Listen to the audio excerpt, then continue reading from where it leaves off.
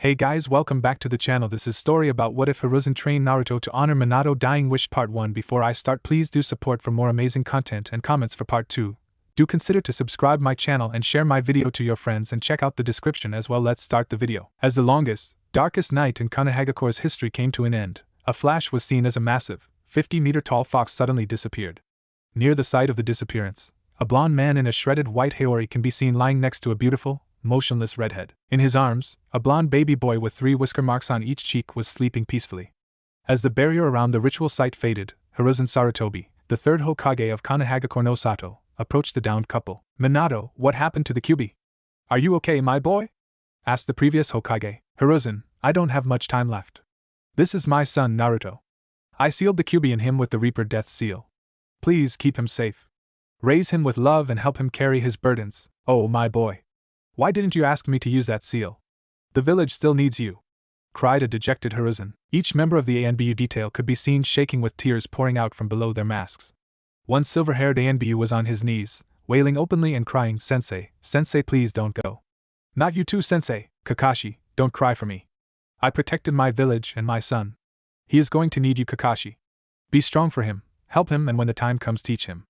As I loved you as my own son, I ask you to love him." In between sobs, the now-known Kakashi swore an oath to the heavens. "I swear, Sensei, I will do as you ask." Minato looked back to Hiruzen. "Hiruzen, I am fading. Please, old man, fight for my son. Protect him. A lot of hate will be aimed at him from inside and outside the village. He should be seen as a hero. Please, old man, protect him. Rely on my and Kushina's friends.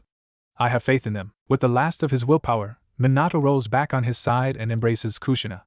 With a final kiss to her lips, Minato's soul is finally pulled into the stomach of the Shinigami. As the shock faded, Hiruzen stumbles over to the baby swaddled in Minato's arms and picks him up. "Dog Soru, please secure Lord Forth and Lady Kushina. Everything you saw here is an S-rank secret that is not to be spoken of. Take them to the tower," and secures their bodies. Later in the council room, Hiruzen enters the council chamber still holding Naruto to see all his clan heads assembled on his left. Their clothes are dirty, singed, and clearly displaying signs of the battle that just drew to a close. He nods his head to the clan heads as an incessant racket draws his attention to the other side of the room. On the right, the civilian council is present. It should be noted that they are all in their fine dress that is perfectly clean. After all, they were all escorted to their bunkers early in the battle. As soon as they notice the third Hokage, the noise starts to fade. To the rear of the Hokage chair, 3 older people can be seen. These are the village elders. Hamura Mitokado, genin teammate of Hiruzen, is an old man with a long face, glasses, a gray chin-wrap beard, and wild gray hair. Koharu Yuditane, also a genin teammate of Hiruzen, is an old woman with narrowed, downcast eyes and a permanent frown. Finally, is Danzo Shimura, longtime rival of Hiruzen. He has jet black hair and an X-shaped scar over his chin. However, his most defining feature is the bandages wrapped over half of his face, covering his right eye. He also has his right arm bandaged and in a sling. As Hiruzen takes in the panicked and distressed looks of his council, he knows he is in for a long night. As he takes his seat, he draws in a deep breath and says, "All right, let's get this council meeting started." Immediately, cries ring out from the civilian side of the council, each shout drowning out the next. As the noise escalates, a pineapple-haired clan head raises his head off the table and in a voice few have ever heard yells, "Troublesome. One at a time. This isn't the fucking school cafeteria." As the rest of the noise dies out, the newly appointed civilian representative, Mibuki Harino, a pink-haired woman in her early to mid-20s, says, "Lord Third, what happened to Minato-kun?" Hiruzen replies, "Please, Mibuki, sit down. There is a lot I must cover with the council. Please hold all questions until I am done speaking." The civilian representative sits with a sour look on her face at being dismissed but listens in as Hiruzen recounts the events of the night to the council. As Hiruzen's story comes to a close, he broke the bad news. Minato-kun and Kushina-chan are dead. They died defeating the Kyuubi and they have left their son in the care of Jiraiya and Kakashi Hatake. At this, the clan heads all shifted, and their heads swiveled. Finally, Hayashi Hyuga speaks up, "Lord Third, are you saying that boy there is Minato and Kushina's child?" "Yes, Hayashi. This is Naruto, the heir of the Namikaze and Uzumaki clans." The Hyuga head replies, "Lord Third, Minato and Kushina were dear friends of the clan and Hitomi-chan. Naruto should be raised in a set household, not in the care of Lord Jiraiya and a teenage boy." This riled up the clan heads, many proclaiming their friendship to Minato, and saying they would also like to raise the boy. After a minute, Hiruzen called for silence and said, "Hayashi, I appreciate your friendship with Minato, but I cannot show favoritism to one clan. Young Naruto was bequeathed to Jiraiya in their will, and I bore witness to Minato asking Kakashi to help raise him during his final moments." Hayashi bowed his head and sat back down. This led to a pregnant pause which was once again broken by Mibuki Haruno. "Lord Third, what happened to the QB? After taking a deep breath, Hiruzen says Minato sealed the QB into young Naruto using the Reaper Death Seal. Before you start shouting to kill the demon, I would like to demonstrate something for the civilian side of the council. He pulls out a scroll and a kunai. He asks Mibuki in a patronizing tone, Mibuki, can you please tell me what I hold in each hand? She replies with a scroll and a kunai, Lord Third. Precisely, he replies while sealing the kunai into the scroll. Now Mibuki, what do I hold in my hand? A scroll, Lord Third. A small smile flitters upon the wizened visage of Hiruzen. Ah, I am so happy you see it that way. I wanted to make this clear. Young Naruto is not the QB. He is the prison into which the demon is sealed. If this young man is killed, the demon will be released and will once again imperil our village. A male civilian counselor stands up and shouts, No, Lord Third. That thing is a demon. It should be killed here and now so we can finally be rid of it. After that outrageous statement, Hiruzen made a motion with his hand and the dog-masked Anbu appeared behind the civilian counselor. With a swift stroke of his wakizashi, he removed the man's head and let it roll to the ground. The silence was broken as blood sloshed out from the man's neck and made a sickening, squelching sound. 2A and BU descended and picked up the remains. Hiruzen took this as his cue to issue a warning. My fellow council, listen up because I will not repeat this. This silence in between his sentences was deafening as the man radiated a killing aura that caught the attention of shinobi and civilians alike. Naruto is under my protection. I swore to Minato as his final wish that the boy would grow up safe in a village that will see him as the hero he is. As his eyes swept the room, many of the civilian council looked down, not meeting his eyes. The shinobi met his gaze proudly, with slight nods of their heads confirming that they were with their newly reinstated Hokage. Behind Hiruzen, Danzo made a slight shift and narrowing of his eyes. Let me close this meeting. It has been a long night and all of us have family and clans to check on. I will be relying on each of you to fill out damage reports, prioritize key infrastructure and needs. We will need to work together to rebuild our beloved village and protect it. Fugaku and Hayashi, please stay. As the council room emptied, Fugaku and Hayashi stood to attention and saluted. Hiruzen returned the salute and motioned them to sit.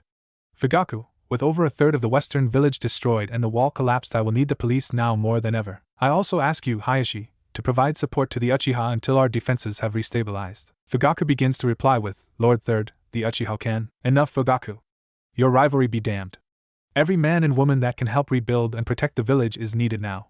I asked you to work with Hayashi to make sure our village is secured. Yes, Lord Third, says Fugaku with his head bowed. It will be done, states Hayashi with his typical, unreadable impression. Thank you. Now I know both of you will want to help with young Naruto-kun. I will invite you to a meeting to discuss his future once this madness has settled. In the meantime, he will stay at the Sarutobi compound. As the two leave the room, Hiruzen sighs and takes out his pipe from his robes. He lights it up and takes a deep drag as he looks down on the infant in the makeshift cradle. I promise, Minato and Kushina. Your sacrifice will not be in vain. 2 weeks later in the Hokage office. Hiruzen sits down in his leather chair behind the Hokage desk with Naruto laying in a cradle beside his desk. His visage peeks through stacks of paperwork as he looks out over those in attendance. The three elders were seated on the right side of the room with Hayashi and Fugaku seated on the couch in front of his desk. On the back wall, a massive, middle-aged man with long, spiky white hair and a hishite with the kanji for oil inscribed on it. He is wearing a red overshirt with a gray undershirt, metal arm bracers and gray pants finished with wooden geta sandals. This is one of the legendary Sannin, Lord Jiraiya of Mount Maboku. To his right is a beautiful woman who appears to be in her mid-20s that has beautiful honey eyes with a purple diamond in the middle of her forehead. The green overcoat opens to reveal a white shirt that provides just enough cleavage to make all men struggle to keep their eyes up. She is leaning against the wall with an impassive expression on her face and her arms crossed across her ample chest. After summarizing the events of October 10th for the Sannin and getting a report from Fugaku on village security and the progress of the wall rebuilding, Hiruzen addresses the room. Thank you for your help over these past 2 weeks. Much has been done, and there is much to do. Tsunade and Jiraiya, thank you for returning to the village on such short notice. I wish it were on better terms. Jiraiya gets a goofy grin on his face and says, Sure thing, sensei. After that, his face turns serious and he says, Now, can we talk about my student's child, please? Yes, Jiraiya, I was getting to that. Minato and Kushina left young Naruto to your primary custody, Jiraiya. He also asked Hatake Kakashi to assist in raising the boy. Sensei, I know why Minato gave me that responsibility, but I cannot possibly accept. I have my duties outside the village, not to mention my spy network. With Konoha in the state, it is more important than ever that we stay ahead of the threats. Tsunade makes a tisk sound and snaps her head away from Jiraiya in disgust. The pain she feels just from being in this godforsaken village has her at her wit's end. Now she must put up with her perverted ex-teammate. Unbelievable. Danzo cuts in before anyone can respond. I agree with Jiraiya. We cannot recall him to the village at this time. His intel has been instrumental in preventing many threats to Konoha. I ask that the child be put in my care, where I can train it properly. All faces in the room harden as Hiruzen steps in. Danzo, I know that the roots of the great tree need to be kept, but if I hear you refer to young Naruto in that way again, I will be finding a new groundskeeper. He takes a drag on his pipe and exhales. This child is to be raised in the light, with the help of the people in this room. Hayashi and Fugaka made an almost imperceptible shift and looked on excitedly. He continues, my plan is to have Naruto raised on the Namikaze estate. I have already assigned Tsubaki Sarutobi, a wet nurse and caretaker of the Sarutobi clan, to raise Naruto in his family home. As you all know, his existence as of now is only known to the council and is an S-class secret along with his Jinchuriki status. After taking a deep breath and another drag, he continues, I plan on the child's formative years being hidden in the Namikaze estate. Once he is old enough, each person in this room will be able to take part in his development and training. Yes, before you ask, even you Danzo. He chuckles and finishes with, you have many good things to teach, old friend. When the time is right, I will let you teach young Naruto and help form him into the shinobi we all know he can be. After an admittedly stunned silence, Tsunade says, Sensei, I will stay until his first birthday. After that I am out. The pain this village brings me is too great, but I owe Kushina at least that much. Koharu chimes in, Hiruzen, you know how I feel about that child. I will not be around it any more than need be. I want no part of that boy. He is a ticking time bomb. Jiraiya leans forward off the wall as he lets loose a sizable amount killing intent, enough to make the elders struggle under the weight of it. I know Sensei made this clear for his part, but let me enlighten you. Naruto is under my protection. Whether I am in the village or not, if anything happens to the child, I will hold each person in this room personally responsible. He lets off a bit on the ki and continues, I have inspected the Shikifuan seal, and I will say that it is the strongest and most intricate seal ever placed on any of the Jinchuriki. Not only will the seal lock the Kyuubi into Naruto, but the seal will also convert the Kyuubi's chakra bit by bit into Naruto's own chakra pool and reserves. If you don't believe me, ask Hayashi. Every eye in the room turned to the startled Hyuga. He activated his Dijutsu and scanned Naruto. It is as Jiraiya says. Around the seal, I see small fragments of red chakra circling through the seal and turning into the natural blue chakra that we all have. Naruto's chakra does have a deeper blue look to it, but I think that is because of its potency. Another note, Naruto's own chakra reserves at 2 weeks old are already equal to most academy students. A gasp flitted through the room and a gleam appeared in Danzo's eyes. This could be the greatest weapon in the entire elemental nations. I need to have this child, but Hiruzen would never allow it. I cannot believe the fire that has returned to his eyes. If I cross him, I will not survive the fallout. For now, I will try to get access to the child so I may observe firsthand, thought Danzo. Danzo looks at the Hokage and asks, Hokage-sama, what is the plan for the child? Surely, he will need to become a ninja to learn to control the Kyuubi. If he doesn't learn control, the beast could take advantage of that and escape. Hiruzen looks at Danzo, then at each of the others around the room. I plan on Tsubaki raising Naruto in secrecy until he is ready to become a shinobi. I will give each person in this room access to the Namikaze compound so that you may each visit Naruto. I would hope that with the right guidance, we can instill the will of fire into young Naruto and secure Minato's legacy and the future of our village. Tsunade chimes in, Sensei, Kushina would have wanted Naruto to have a normal childhood with friends, unburdened by the darkness of shinobi. I know, Tsunade, but no matter how you look at it, Naruto is not normal. Furthermore, if his existence is made known, then we will have assassins from Kumo and IWA looking to finish off Minato's legacy. Those grudges run deep. If we can keep him safe on the Namikaze estate until young Naruto starts at the academy, then we will have a much better chance of keeping Kumo and IWA off his trail. At this point, Hayashi steps in, Lord Third, what if the child is raised under the name Uzumaki and then when the time is right, and the child is strong enough, we can announce his heritage? This would allow us to bring Naruto into the public and possibly create friendships with the other clan children. He will be watched and protected by the shinobi families while creating bonds that tie him to the village. That is an interesting idea. Kushina had her fair share of enemies as well though, and the Uzumaki name may still attract the attention of Kumo. Jiraiya decides to put in his 2 cents. Sensei, I will be able to stay ahead of any of that. We can provide a better life to Naruto. Furthermore, if we play the Uzumaki name off as a common orphan's name, then that would allow Naruto to be raised normally. We would of course tell him about his heritage, along with the trusted few clan heads who are loyal to Minato. This would keep his self-identity intact and protect him as much as possible. That is an interesting idea, Jiraiya. If the Uzumaki name reaches Kumo, I expect you to do some counterintelligence work and make sure they believe the orphan story. I believe that is all for this meeting. Please return to your duties and aid with the village recovery. 3.5 years later. 3 years passed in a flash for Naruto, Tsubaki and surprisingly, Tsunade. The vibrant ball of energy had brought so much light to every person he met. Tsubaki and Tsunade had started teaching Naruto to read after he complained that he couldn't understand of his Tuchan's books a year ago. Naruto struggled to learn, but what 2.5-year-old wouldn't? Now, Naruto is often seen carrying around a wooden kunai and reading books like Intro to Fuinjutsu by Uzumaki Mito and The Coolest Battles of Shinobi History by Rimuru Satoru for his 3rd birthday. Jiraiya had given Naruto the tale of the Gutsy Ninja, which inspired Naruto to profess himself a ninja and ask for a kunai. The next time Jiraiya showed up, he gave Naruto a box of wooden kunai. Aside from his reading, Naruto loved spending time outside on the training grounds of the Namake's estate with his bachan, Tsunade. After the first year, Tsunade had decided that she would give life in Konoha one more chance. Her attachment to the hyperactive toddler only grew and earned smiles, laughs and guffaws from all those that witnessed the unique relationship. Jiraiya and Hiruzen were ecstatic to see the light return to Tsunade's honeysuckle eyes and a smile to return to her face. The time she spent with her brat was filled with laughter, Naruto playing shinobi and Aunt Shizen trying to keep Tsunade from throwing Naruto over the Hokage mountain. After a year or so, Tsunade decided to return to Konoha Hospital when she wasn't spending time with her last living relative. She was appalled to find out how much the standard of care had fallen. She then got the 3rd Hokage to approve remedial training for all certified nurses and doctors at the hospital. She led the physical and medical retraining and became feared for her quick temper whenever she saw a negligent mistake. One day, she brought Naruto to a training session and introduced him as Naruto Uzumaki. The little blondie was running around in between groups of medics who were practicing their aerial ninjutsu. He would fake his own injury and yell for the medics. Somehow, he found the fake blood packs and was covered in the fake blood. The medics fell in love with the little blonde ball of sunshine and started treating his wounds. Tsunade walked up to a group of female medics and doctors cooing over what looked like a mummified bundle of bandages.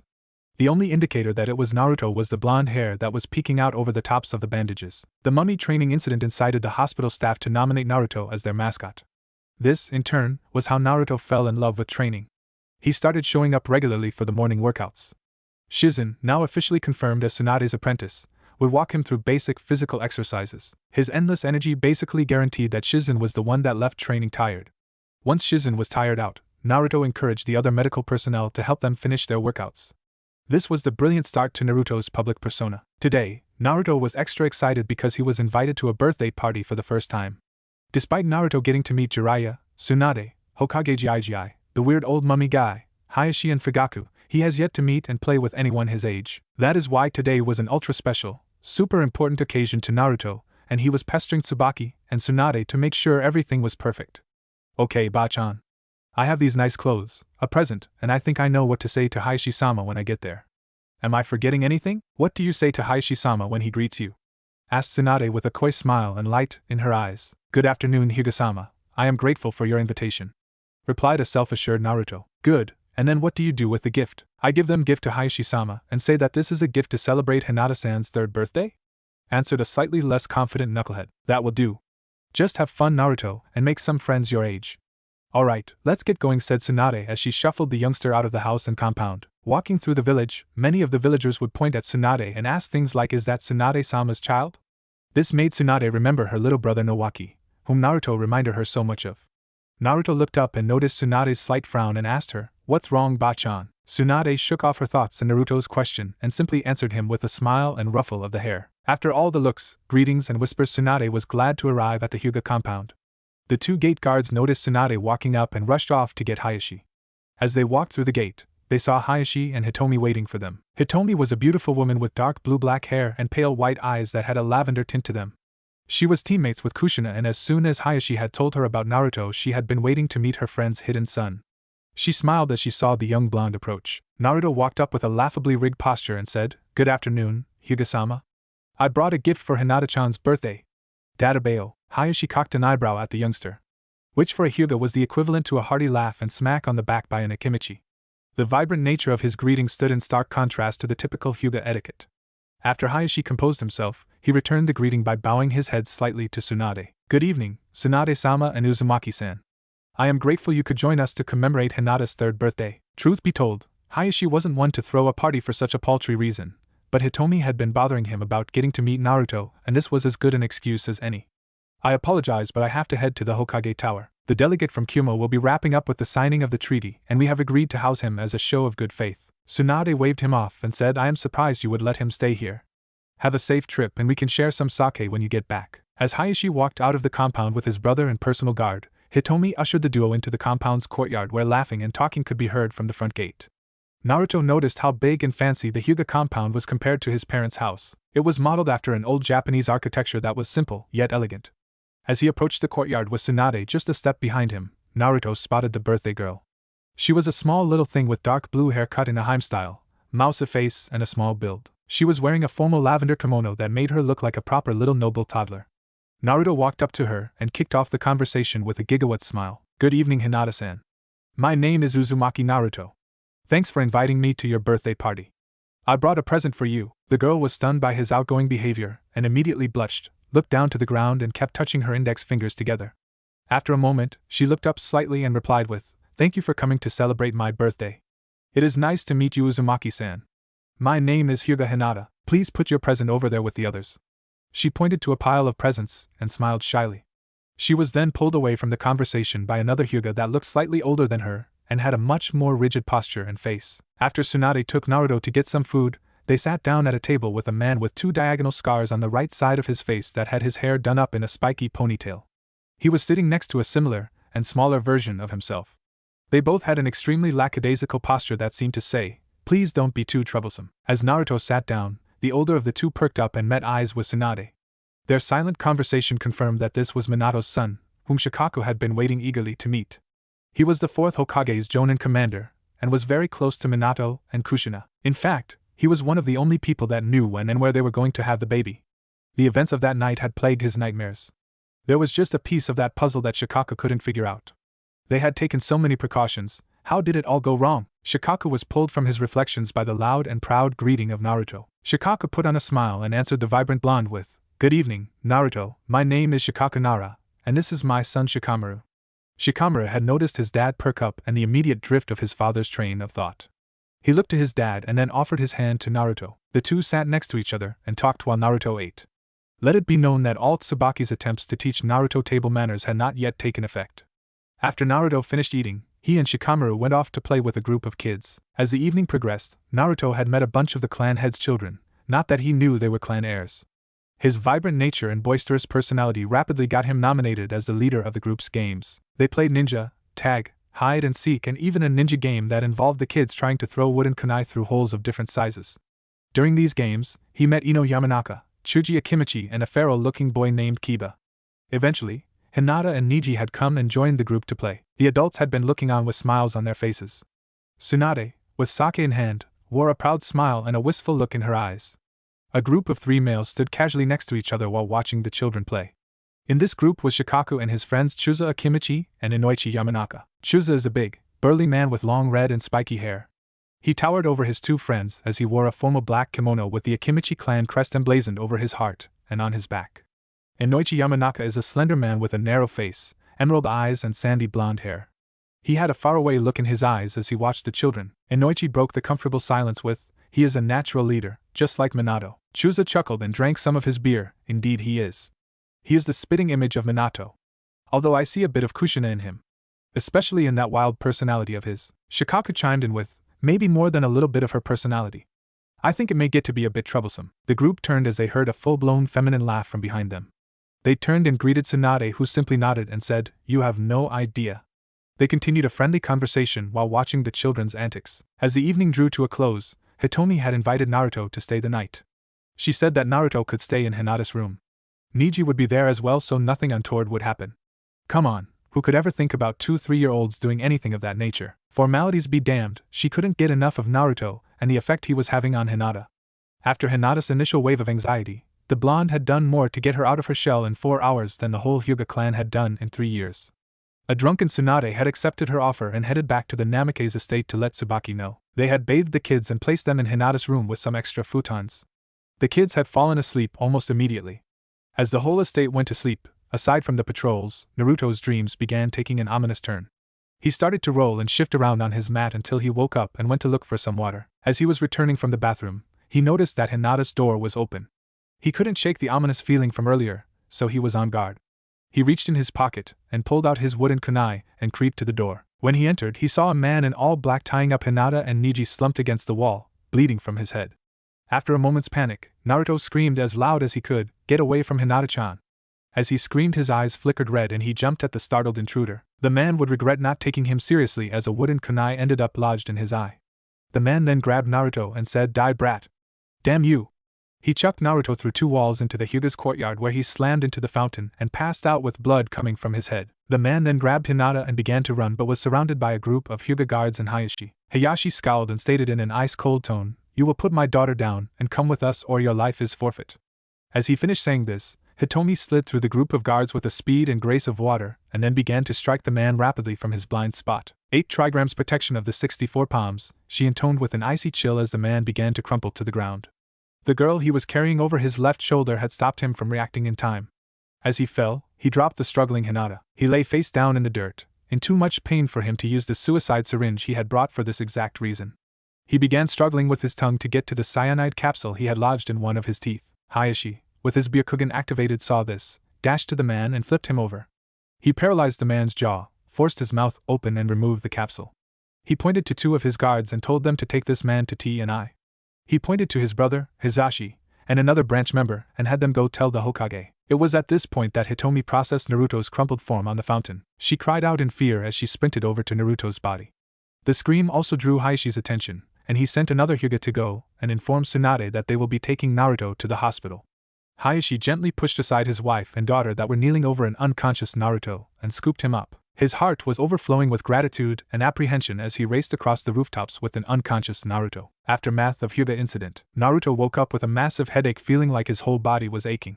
He tried moving his left arm but was unable to.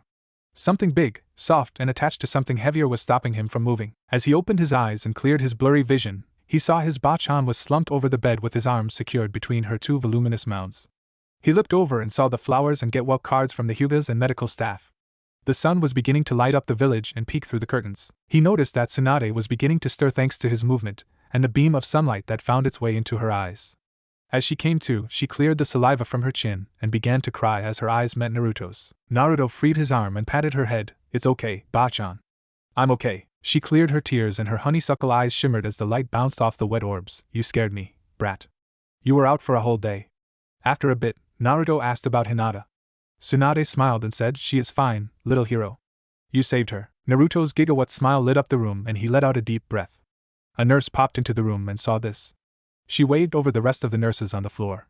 Tsunade turned around and noticed 6 nurses peeking through the door at the heartwarming scene. "What are you looking at? Get to it!" Tsunade playfully yelled as the nurse began her checkup and the rest of them scattered. After scanning Naruto with a diagnostic jutsu, the nurse couldn't believe it. Yesterday, Naruto had 3 broken ribs, a broken arm, a cracked vertebrae and a concussion. Now, aside from some residual injuries, the kid was fine. She asked Tsunade to check her work, just to make sure she didn't do it wrong. Tsunade confirmed her findings and told the nurse that the kid may have a healing factor and that she would conduct the tests herself. It was at this point the 3rd Hokage entered, and Naruto's confusion turned into another brilliant smile. "Good morning, Hokage Gigi. I am all better now." Hiruzen turned to Tsunade for confirmation and got a slight nod in response and a look in her eyes that said, "We will talk about it later." He then turned back to Naruto and asked, "Good morning, Naruto-kun. You gave us quite a scare. Are you sure you are feeling alright?" "Hi, Gigi. I am totally fine, especially since Hinata-chan is okay. What happened to that bad guy?" Hiruzen chuckled at the boy's exuberance. "Yes, Naruto-kun, Hinata-chan is fine. The bad guy was arrested, and we are talking to him now. Don't you worry about that, just get better." "Hi, Gigi. I want to get stronger, Gigi. That man hurt me, and he would have hurt Hinata-chan. Please, Gigi. Train me, please." Hiruzen's smile fell, and he said, "You are still young, Naruto-kun. Why don't you enjoy being a kid for now?" "No, Gigi. I want to get strong so I can protect my friends and take that hat from you. Please, Gigi. Just a little bit of training. I really want to be able to protect my friends. Besides, I can train and have friends and spend time with you and Bachan. Please, Gigi." The smile returned to Hiruzen's face, and he said, "Okay, Naruto-kun. Just a little bit of training. However, I still want you to be a kid and spend time with your friends." "Hi, Gigi. I promise," replied an ecstatic Naruto. Later that day in the Hokage's office, Hiruzen was talking with Hayashi, Hizashi, Hitomi, his advisors and Tsunade. It turns out that the man was the head ninja of Kumo, the same man that was the ambassador for the peace treaty that was just signed. He had been tasked with kidnapping an unsealed Byakugan and returning with it to Kumo. If he were caught, he was to immediately commit suicide so that his death could be blamed on Konoha. However, the quick actions of Hitomi and Hayashi stopped him from being able to end his life. Now, he was interrogated via the mind-walking of the Yamanaka clan while he was kept asleep by a sleep seal that Jiraiya made for suicide risk T&I prisoners. Danzo opened the conversation. "Hiruzen, this cannot be allowed to stand. This is a violation of the treaty we just signed. It is clear that the treaty was just a manipulation by the Third Reikage to trap us. Their own ambassador is the one tasked with kidnapping the Hyuga girl for Kami's sake. We should take this as an act of war. Hiruzen frowned. He knew he would get this reaction from his old rival. Relax, Danzo. It is not that I disagree with you, but we have just recovered from the Kyuubi's attack. We cannot afford to go to war at this time. Koharu nodded and said, war would not be beneficial. We are simply not in the right state to commit to a war with Kumo. However, we have a valuable political card here, Hokage-sama. We cannot afford to fold this hand either. Danzo cut back in. Is it true that the boy managed to wound the enemy shinobi with a wooden kunai? Yes, Danzo.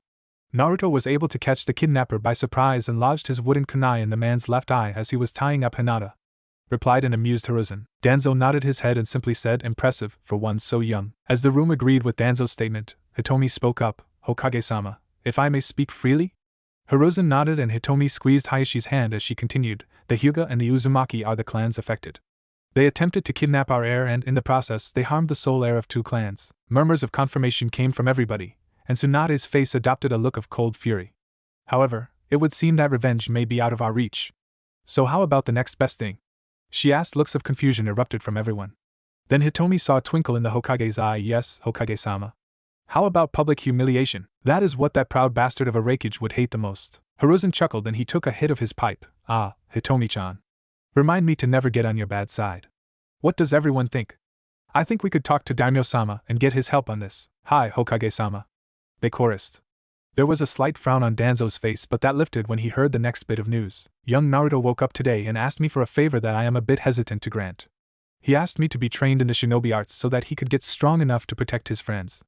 Hiruzen said a bit resignedly. Danzo replied immediately, Hokage-sama, I volunteered to train the boy. You know that I have plenty of experience training shinobi from a younger age. I believe that I can get him trained. I have no doubt that you can, old friend. However, I do not want any of that emotional conditioning nonsense. Hayashi cut in at this point. Hokage-sama, the Hyuga clan owe Uzumaki-san a debt. I believe that training is the least we could do to repay him. Tsunade then broke into the conversation. I want a piece of him too. That kid has enormous potential, and he is already joining the medical staff for their morning training. Hell, the brat can keep up with most of my doctors. Hiruzen outright laughed at the immediate explosion of interest in his successor's son. Okay. They say it takes a village to raise a child. The way I see it, young Naruto claimed his right to be my successor. I see that potential in him. However, I don't want to rob young Naruto of his childhood. We can create a schedule so that each of you can begin training him. Danzo, I am serious. None of your old route training and emotional programming. I will be keeping my eyes on the child's progress. I want you to teach him, in an appropriate manner, about the darkness of the shinobi world. We will handle showing him the leaf that bathes in the sun, and you have my permission to give him a glimpse of the roots of the great tree. Tsunade was bothered by this. She couldn't deny Danzo's effectiveness, but his methods were known to be brutal and damaging. Sensei, I know Danzo has a lot to teach. I would be lying if I said I weren't concerned about his methods. However, I will be watching him closely. My stipulation is that all training is to be done in the Namake's training grounds.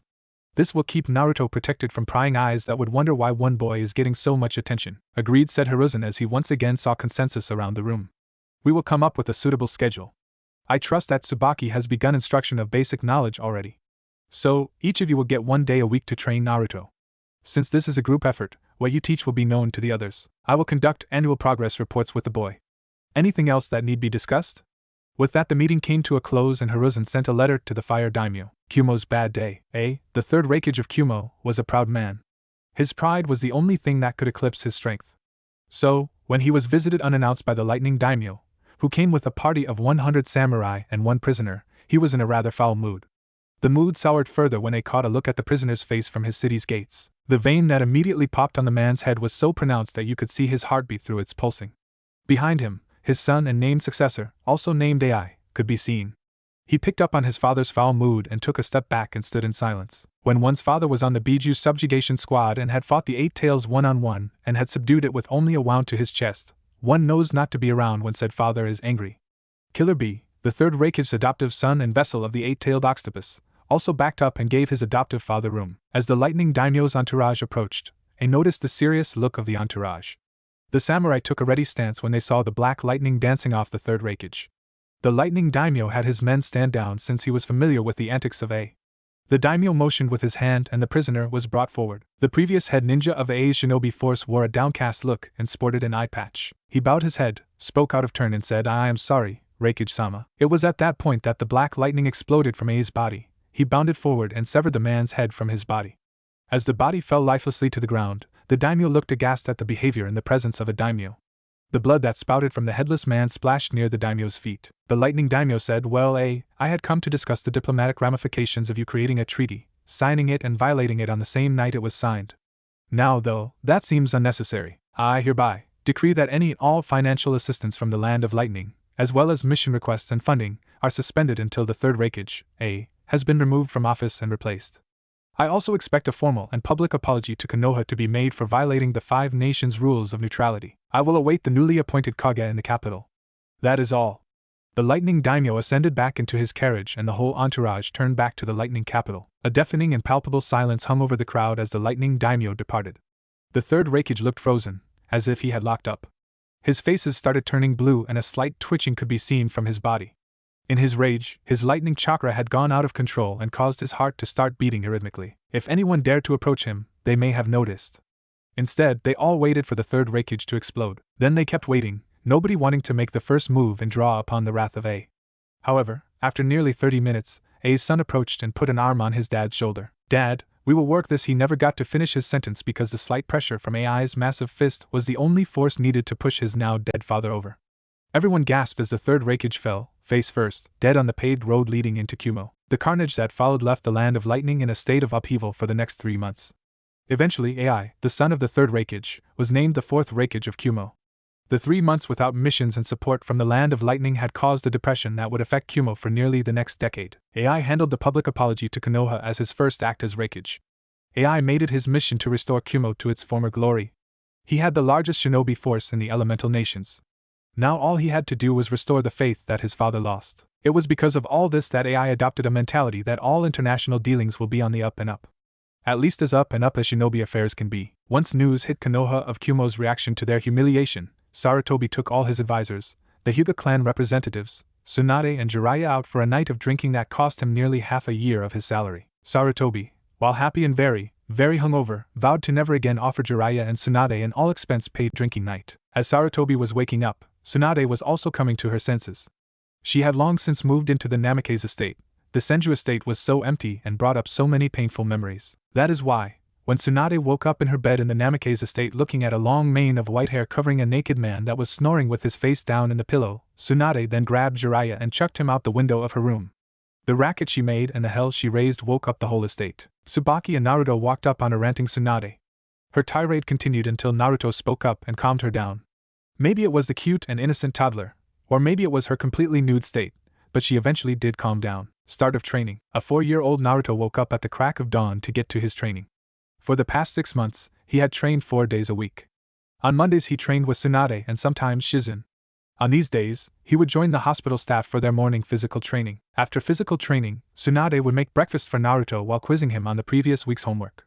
They covered subjects like chakra in nature, chakra control, the basics of field medicine and human anatomy. While it could be said that Naruto was smart for his age, most of this material was quite hard for him to understand. He learned basic anatomy quick enough, and he knew how to treat cuts and basic wounds, but anything about physiology or internal medicine would clearly have to wait until Naruto was older. It was during this training that Naruto learned how to awaken and use his chakra. If Tsunade Bachan wasn't so scary, Naruto would admit that this was his least favorite day. Sure, Naruto understood that chakra control was super important. However, when a 4-year-old has Jonin-level chakra, it gets very frustrating for a 4-year-old to control that much chakra. The leaf sticking exercise was very hard for Naruto. It took him a whole month to be able to stick the leaf for 30 minutes. Damn leaves kept blowing off his head or lighting on fire when he was just trying to keep them stuck to his head. In between his weekly lessons, Naruto had stripped most of the trees near the Namikaze estate of their leaves. He would be out there on the training fields, day after day just trying to make the damn things stick. Tsunade recognized that Naruto's frustration just made the exercise harder. When she saw this, she would make him do physical exercises. Naruto did sets of 50 push-ups, diamond push-ups, pull-ups, squats, lunges, sit-ups and burpees, and then he would run around the training grounds 10 times. By the end of 6 months, Naruto could repeat these sets easily. He remembered trying to learn the tree walking exercise. He got frustrated so often that he ended up doing 12 sets of his usual workout in one day. Tsunade was so surprised when she saw his physical prowess that she made him meditate in between sets and tree walking attempts. To her immense pride, Naruto learned tree walking in 3 weeks. This control helped Naruto, and after tree walking, Tsunade attempted to teach Naruto his first jutsu, the Henj no Jutsu. At the 6-month mark of his weekly training, Naruto was close to mastering this technique. Naruto felt his progress, and that filled him with pride. It also helped that whenever Naruto hit his training goals or mastered a new technique, Tsunade would take him to Ichiraku Ramen. After mastering the leaf-sticking exercise, Tsunade took him to Ichiraku's. And like a crack addict, Naruto was hooked after the first bowl. The repeat visits led to Naruto eating 3 extra-large bowls of ramen at the ripe young age of 4. Tuchi, the stand's owner, saw the next coming of Kushina and his future best customer. Tuchi and Ayam were quickly added to Naruto's list of those he would train to protect. Tuesdays were days that the Hyuga clan opted to teach Naruto. Hayashi, Hizashi and Hitomi split this duty. Their goal was to teach Naruto the basics of taijutsu to establish a base for his taijutsu. They also focused on the importance of being precise during katos, which taught Naruto attention to detail and precision. Hayashi was strict and emotionless, but it was clear that he took pride in his training. Days with Hayashi started with footing, form and katas. They evolved into attacking the wooden training dummy and hand positioning. This was hard work, especially when Hayashi found out about Naruto's usual workout. After that, Hayashi would make Naruto do 50 repetitions of one of his exercises for each mistake he made in his katas. This produced results in Naruto's taijutsu basics. On the days Hizashi taught, Naruto often got to spar with Neji. This served to motivate both, and a friendly rivalry was formed. Under Hizashi's strict tutelage, both boys dared not step out of line. They were evenly matched, despite Neji being nearly a year older. However, toward the end of the 6-month period, Hizashi had to admit that Naruto was pulling ahead in raw taijutsu. If Neji used the actual Juken, then Naruto would be defeated, but Hizashi did not want to start that type of sparring yet. Days with Hitomi were Naruto's favorite. Hitomi was kind, pretty and patient. She taught Naruto things like manners, etiquette and proper conduct. She knew this boy was going to grow into an important figure and didn't want him to be an ignoramus when it came to dealing with important people. The going was hard, but she could see the improvement. She also tried to bring Hinata whenever it was her turn to come. Naruto liked Hinata, she was nice, and she listened to him talk about whatever. After the first couple of visits, Hinata started getting more comfortable with Naruto. She would talk with much less stuttering, she stopped flushing whenever he looked at her, and she was even able to yell at Naruto once when he made a distasteful joke about her mother. Naruto was so caught off guard by yelling Hinata that he immediately apologized profusely. The two kids had a good friendship, but Naruto made it his mission to break Hinata out of her shell. Wednesdays were weird for Naruto. The old mummy came on Wednesdays. Naruto initially needed Tsubaki present when Danzo was teaching because Naruto feared the gruff, bandaged man. He was super strict, emotionless and talked about stuff that made Naruto feel awkward. Naruto hadn't seen a dead person yet, so whenever Danzo-sensei had talked about killing, Naruto got wide-eyed and shy. The first 3 months Danzo kept the training topics lighter, talking about the importance of stealth and operating without drawing attention. Surprisingly, Naruto proved an effective study at stealth lessons. The child had no concept of suppressing his chakra, which made him a beacon for a shinobi of Danzo's caliber. However, the boy was surprisingly good at staying out of sight. Danzo also piggybacked on the chakra control lessons Tsunade was teaching Naruto. He tried to get the boy to understand the importance. He was forbidden from teaching him water walking yet because his chakra coils were not developed enough. However, he would have the boy do exercises and katas while sticking to the tree. He did this to teach him control and multitasking. At 4 months in, Danzo started bringing his personal bodyguards with him to training. These people were pale sticks in the mud. They never smiled, never joked, never did anything. All they did was spar with Naruto and teach him. After watching Naruto do the leaf-sticking exercise with 1 leaf on each of his arms, legs, torso and forehead, Danzo noticed that the boy was starting to burn some leaves. This led him to test Naruto's chakra and find out that he had very high fire and wind affinities. Despite this amazing discovery, the training group concurred that it was too early to teach him any elemental jutsu. Even though the boy was a natural, all trainers felt like they should hold off, except Danzo. Finally came Thursday. This was Naruto's favorite day each week. This was Uchiha Day. Fugaku heard about the training of Naruto and knew that he had to take part in it. He focused on the boy's taijutsu, trap-making and shuriken jutsu. Things like physical activities seemed to motivate Naruto, and he soaked up the knowledge like a sponge. Fugaku couldn't help but be proud of Naruto in Minato's stead. He would bring over Itachi, who had just entered the academy and was on track to graduate early. He also brought Sasuke, a very kind but competitive boy that was Naruto's age from the Uchiha clan. Sasuke liked these days because his dad would actually train him and Itachi and I would train with him as well. He was frustrated and motivated by the fact that he had never beaten Naruto. In fact, over the 6 months Naruto had started to lap him in progress. Although Fugaku knew that it wasn't fair to compare the boy's due to Naruto's other trainers, it still brought a frown whenever he thought his boy was being outdone. On the other hand, Naruto had never beaten Itachi. In the beginning, Itachi had walked right over Naruto. He was better in every shinobi art, a true Uchiha. By the 6th month, Itachi would have to admit that the boy who was 3 years younger than him made him have to try. Itachi was being pushed in a spar by a 4-year-old Naruto. The boy was slightly slower than him, but Kami was he tricky to fight.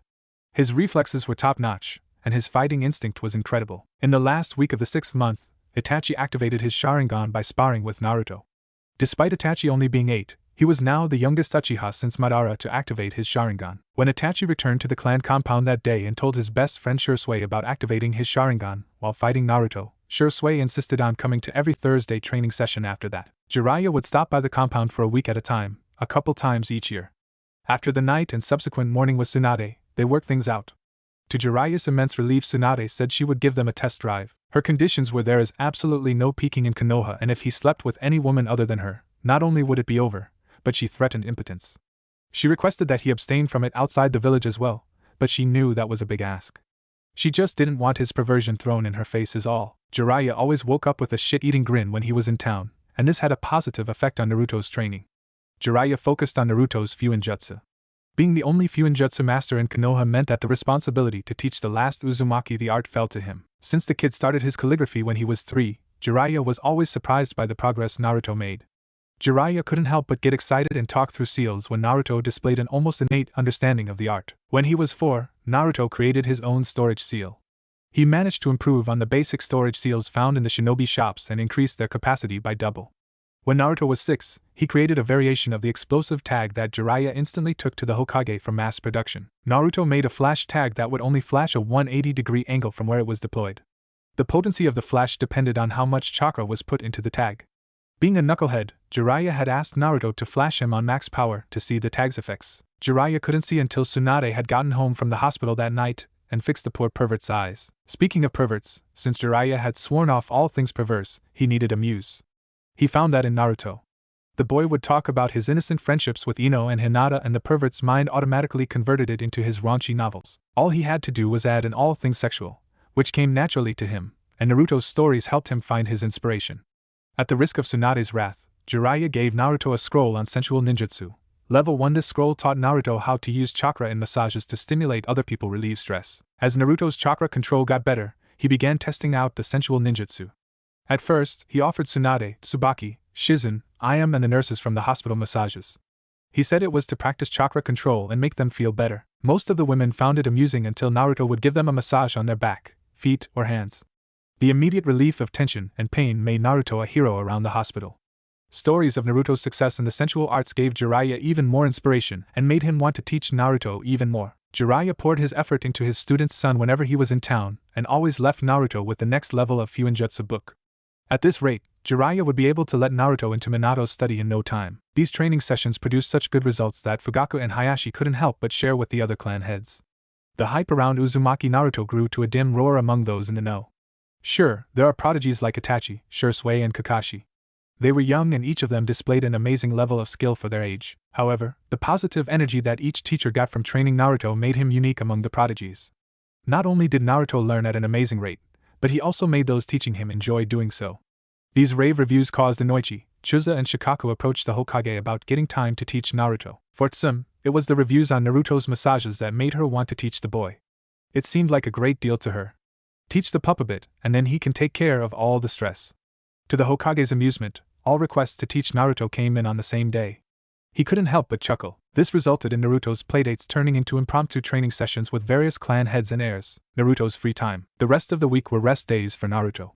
Although Tsubaki still made him study on these days, it was his time to relax, recover, and be a child. Over the following 3 years, Tsunade frequently took him for play dates with his clan friends. She preferred to have the kids come to the Namikaze estate since Naruto was still young and they wanted to keep him out of the public eye, but relaxed that standard after a while. All clan leaders and family members had agreed to keep Naruto's existence a secret. Whenever he was in public, he was referred to as just Naruto. No clan name was ever said out loud, in case nosy ears were listening. This worked well because there was not a single attempt from the villagers, or outside shinobi, to attack Naruto. So, after a while, Tsunade and Tsubaki began accompanying Naruto to the other clans' compounds or out to parks. He developed relationships with each of the clan children. Aside from the pre-made friendships between the Shikamaru, Ino and Shuji, Naruto was the link that bound the clan kids together. Naruto was the ringleader of the boys. He would always partake in the games, choose where they should go, kept the conversation fun and flowing. Not to mention that he even made the lazy Nara enjoy running around and playing. Kiba loved roughhousing with Naruto and running around the woods in the Inuzuka compound with him. Shuji loved the trips to the barbecue or ramen stand. Naruto even got Sasuke into his friend group. The timid Uchiha child struggled at first, but Naruto never left anyone out. In time, Sasuke began hanging out with the boys even without Naruto present. Shikamaru enjoyed just talking with Naruto while cloud gazing. He even taught Naruto how to play shogi, which often led to the boys sitting on the porch while huddled over the shogi board. Either Naruto was a Nara in disguise or he was a natural at shogi because he would come to the Nara compound, talk about anything and everything while playing shogi and then push Nara clan members hard. The boy was just so frustratingly random in his moves. Even Shikaka nearly lost to Naruto when Naruto was 7. The complete and total lunacy of Shikaka having to visibly concentrate, sweat, and plan out his game made it seem like the Nara clan had lost, even though he won. Yoshino couldn't get enough of the blonde knucklehead. He brought such vibrant energy to the lazy compound that she often bribed Tsunade with sake nights just to get Naruto over. When Naruto was 6, Shikaka made Shika spar with Naruto. Shika was beaten in 10 seconds, which frustrated the lazy Nara. No matter how troublesome it was, nobody wanted to be beaten that soundly. So, Shikaka nearly fell out of his chair the next morning when Shikamaru asked him to train him. The sight of the Nara heir running around the compound and sweating made the lazy clan feel one word: troublesome. Ino had the hardest time with Naruto. She liked hanging out with him so much. He was a fellow blonde, he was cute, he was funny, he was strong, and he always put his friends first. Ino loved that much about him. What was hard for Ino was that she wasn't allowed to talk about him or ask questions. She knew that everybody knew some big secret about Naruto. It was obvious from how the parents acted around him. It was why the secret was so important. It was why she couldn't ask questions. It was why Naruto seemed to be one big secret. When Ino turned 5 and Naruto came to her birthday party, she decided to ask him. She pulled Naruto into her room and then asked, "Naruto, do you know why I am not allowed to talk about you to anyone else?" "I'm sorry, Ino, I don't really know myself. I asked Bachan about it, and she said it was to keep me safe and that she would tell me soon." A sheepish Naruto replied, "Well, that sucks. Do you know who your parents are? We only get to call you Naruto and we never use your last name. I know that my mom was an Uzumaki and that she died the night of the Kyuubi attack.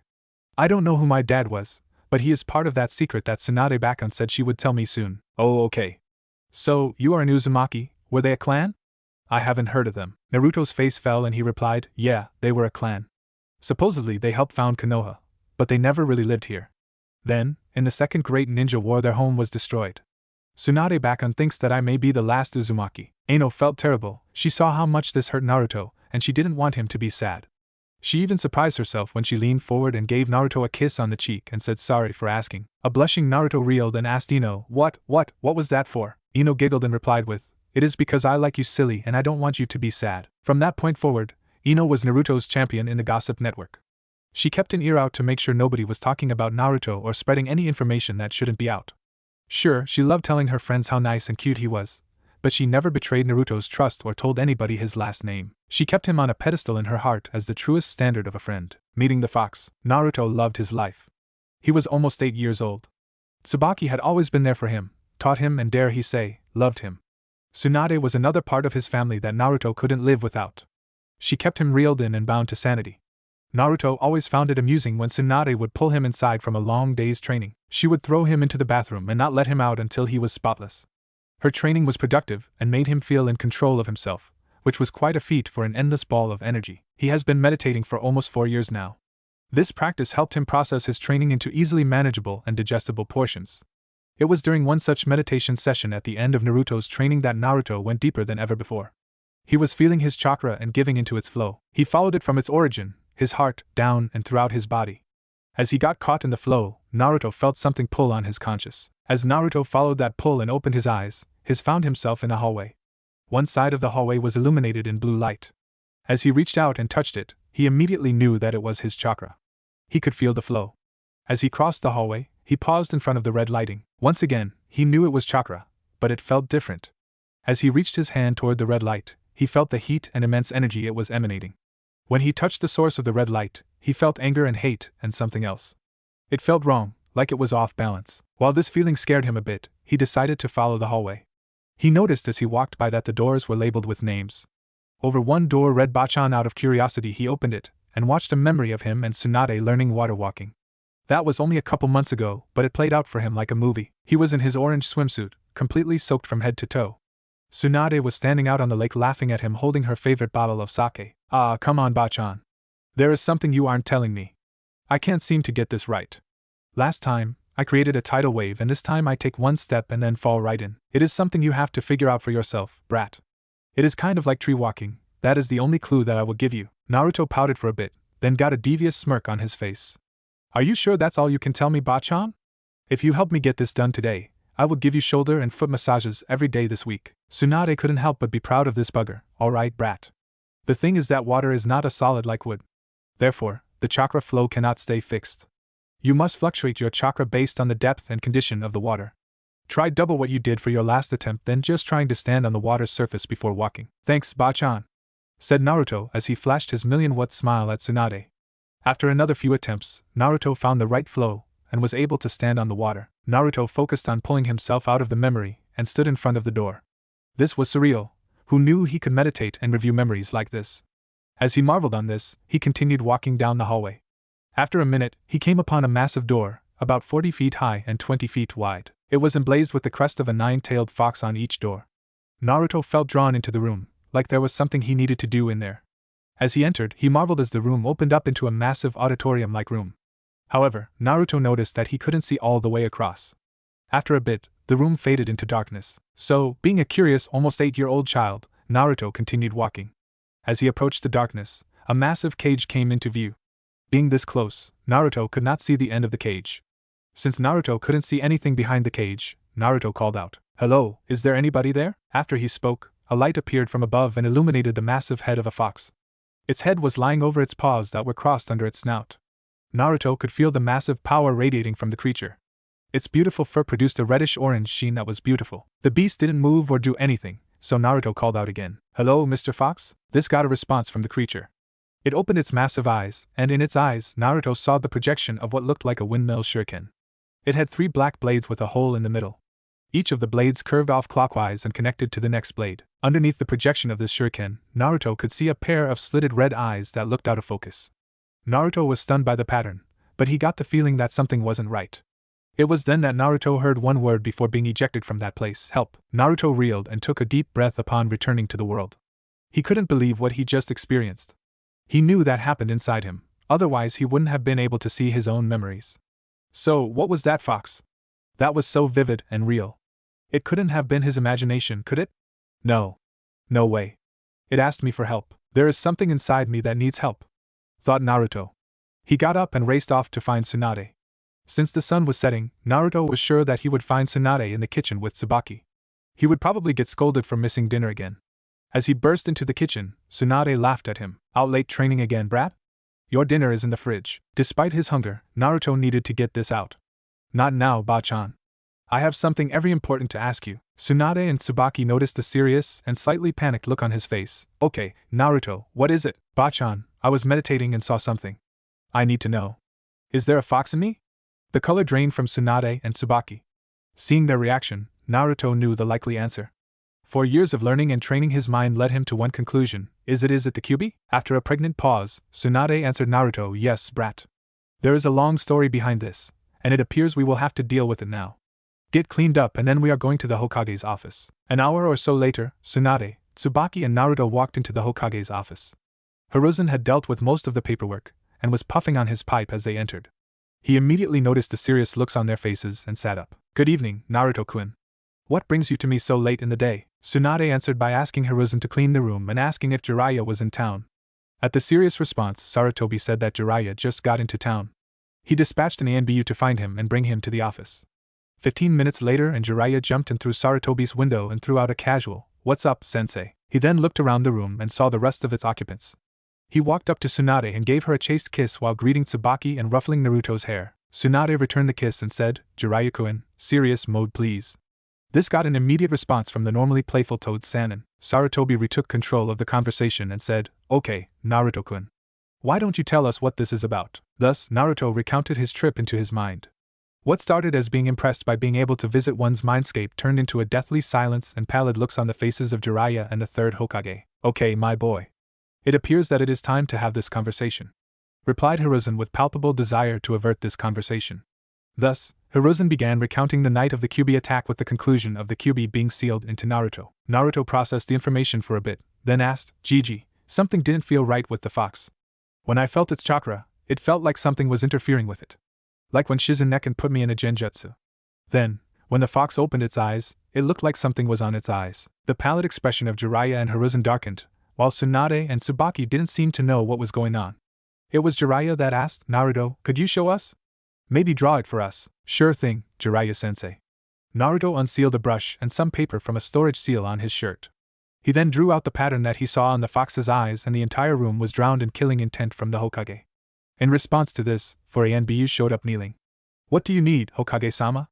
Asked the dog-masked Anbu. Inu, bring me Fugaku and Shursui Uchiha, now. In response to this, the Anbu disappeared and reappeared 20 minutes later with a confused Shursui and Fugaku.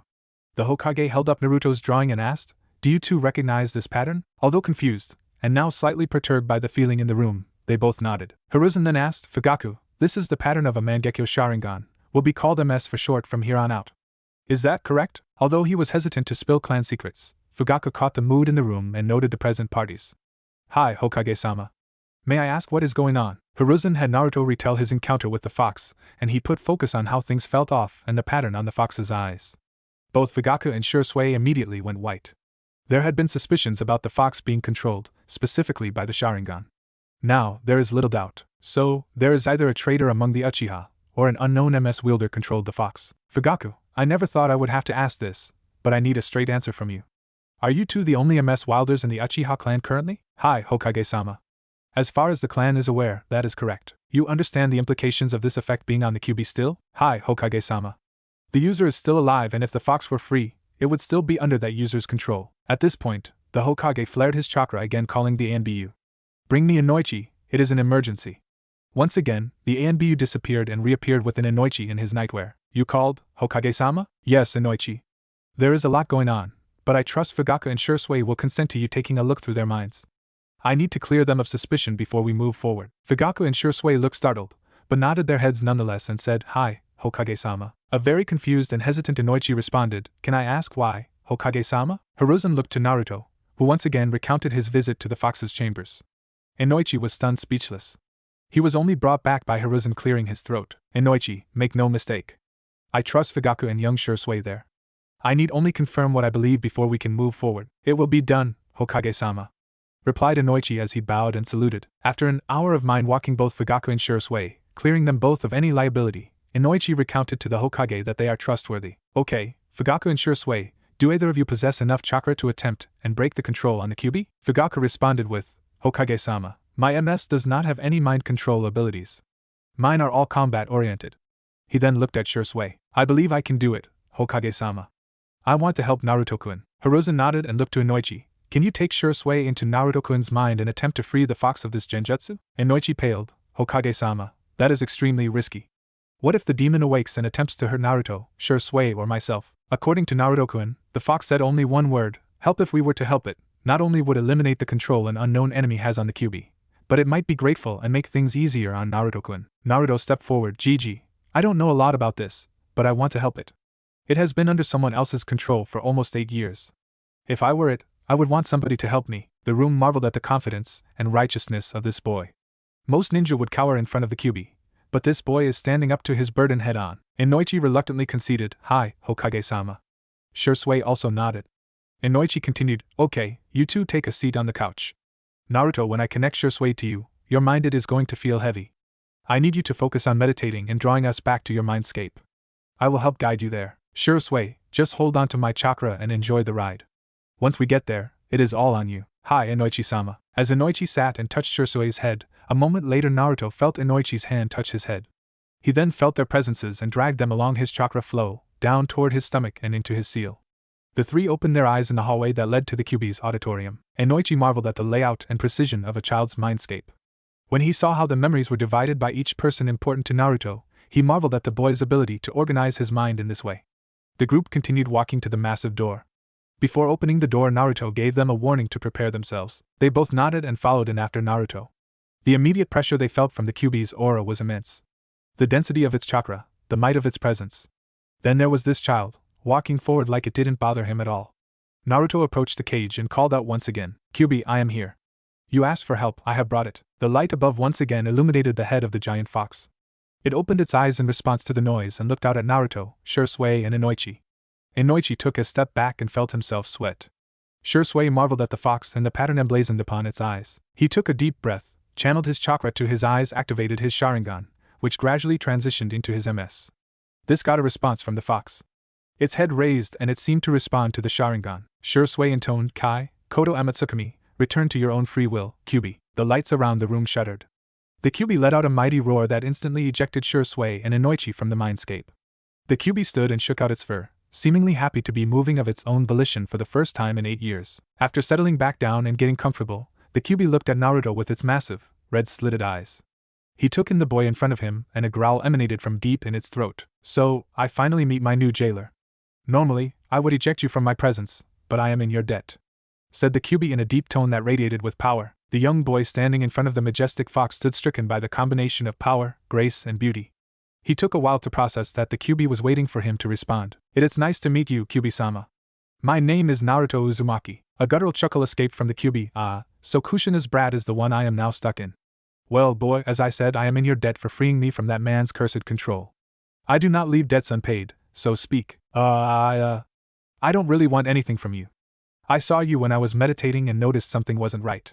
Then you asked me for help, so I brought help. And, yeah? That's pretty much it. Why did you help me, Neji? Because I thought that I wouldn't want somebody controlling me and I felt its influence in your chakra. It was dark, nasty, and nothing good could ever come from it. So, it seems you picked up my ability to sense negative emotions. Very good. Okay, Neji.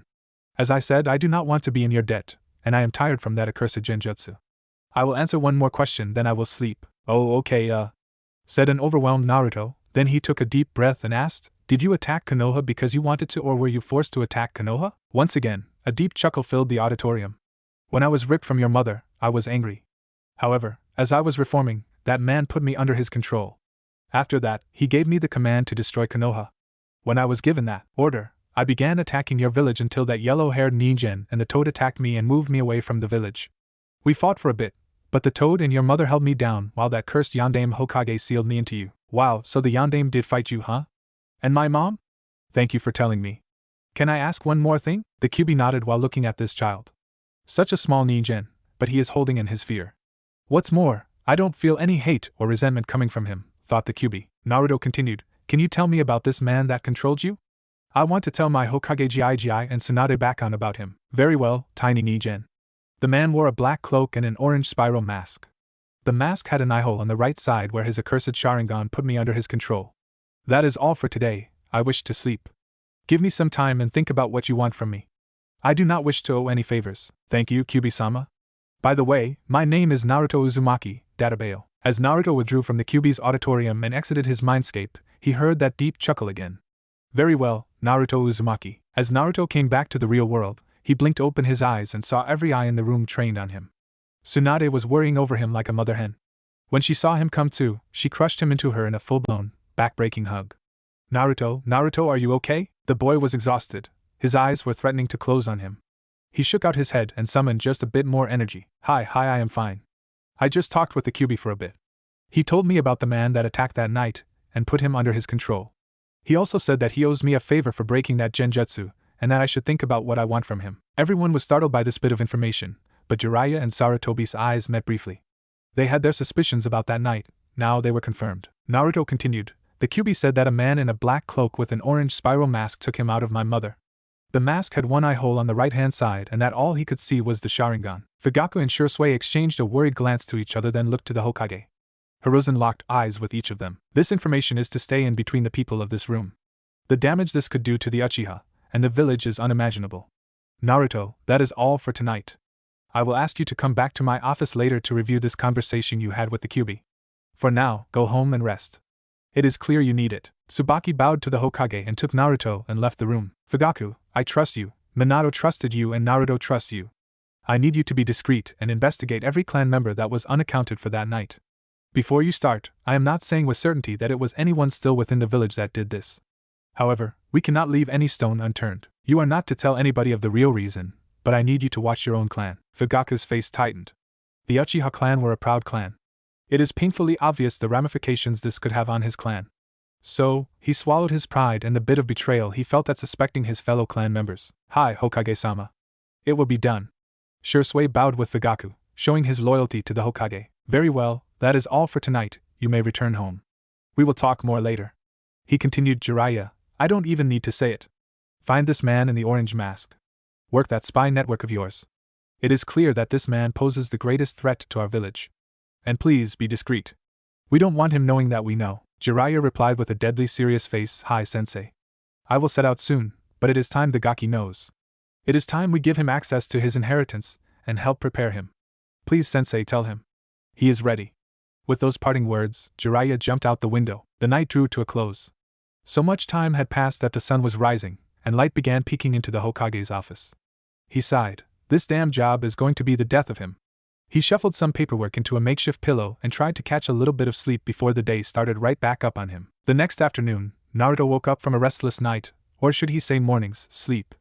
His mind was in a whirlwind of activity. All of the revelations of that night came into a loose focus. First and foremost, he spoke to the Kyuubi. The same Kyuubi that attacked the village. The same Kyuubi that is said to be the most powerful demon beast. He wondered, what is a demon? The Kyuubi talked to him, and while it was scary, like shit your pants and pray you don't die scary, the Kyuubi told him about that night and about his mother.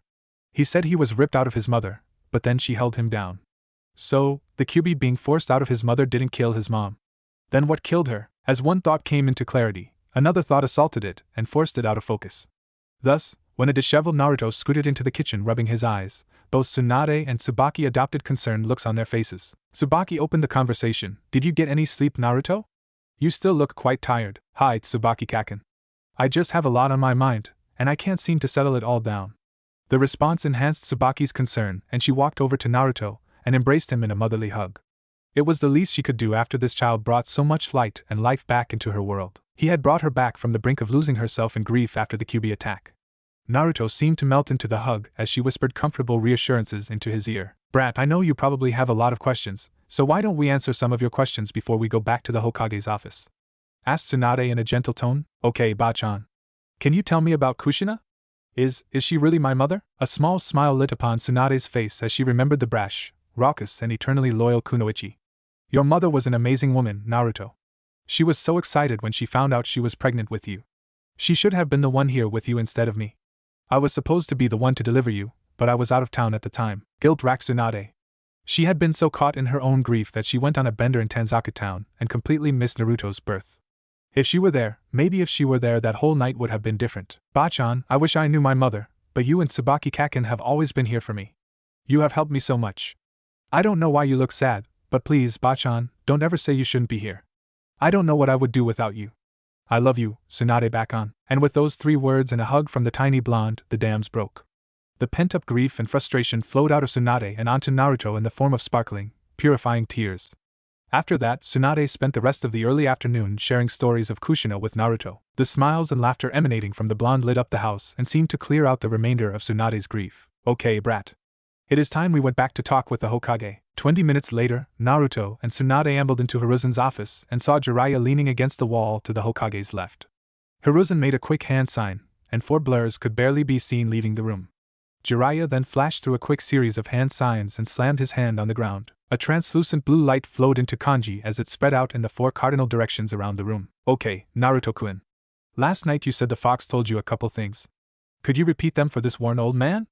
I have already gotten Shursui's and Inoichi's versions of the story, but they were ejected before you were able to talk to the Kyuubi, said a clearly exhausted Hokage. Hi, Gigi.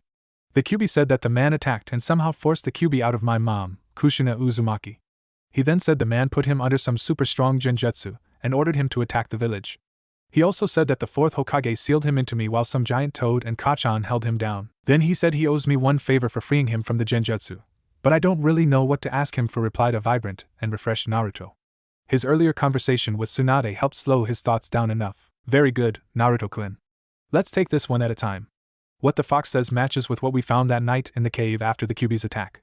The ANBU and nursing staff were killed with kunai. So, it is safe to assume the man in the orange mask killed them as well. Hiruzen gritted out that last part through clenched teeth. Naruto-kun doesn't need to be weighed down by an old man's grief, thought Hiruzen. I am sorry I wasn't there, Biwako-chan. Now, Naruto-kun, can you tell me about how the QB acted? Did it seem like we can trust him? Well, Gigi, I think we can trust him. When I was in there, he said something about my ability to sense negative emotions coming from him. Tsunade cut in, wait, Naruto, since when can you sense negative emotions? Her incredulous tone amused Naruto. Naruto chuckled and sheepishly rubbed at the back of his head. I guess I have always been able to feel it a little bit. But when I touched the fox's chakra and felt the dark disturbance the genjutsu caused, well then it became clearer. And then when the QB said that, well it all kind of made sense, I guess. That is interesting indeed, Naruto-kun. Mito Uzumaki used to have an ability like that. It wasn't very well documented, but it may have come from the QB as well. The third Hokage chimed in with a little more energy in his voice. Wait, the Mito, like Hashirama Gigi's wife? She had the QB too? Asked an interested Naruto. Very good, Naruto-kun. Your lessons with Tsubaki and Hitomi are clearly paying off. Yes, Mito Senju Uzumaki was the wife of the first Hokage and the first Jinchuriki of the QB. Jinchuri what? Jinchuri? Questioned a confused Naruto. Jinchuriki, Naruto-kun. Those who seal the biju into themselves are referred to as Jinchuriki. You are the third Jinchuriki to the Kyubi no Kitsune. The same as your mother and Mito. Wow, okay, Gigi. Well, are there other Jinchuriki? Yes, Naruto-kun. There is a total of 9 biju, each with a different number of tails.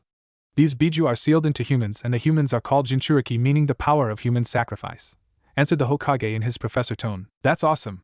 Can I meet them, Gigi? I want to know what the other biju and Jinchuriki are like. Replied Naruto in a tone of childlike awe and exuberance. Hiruzen chuckled. Well, Naruto-kun, biju and their Jinchuriki are closely guarded secrets of the various nations. The power that each Jinchuriki represents holds the balance of power throughout the elemental nations.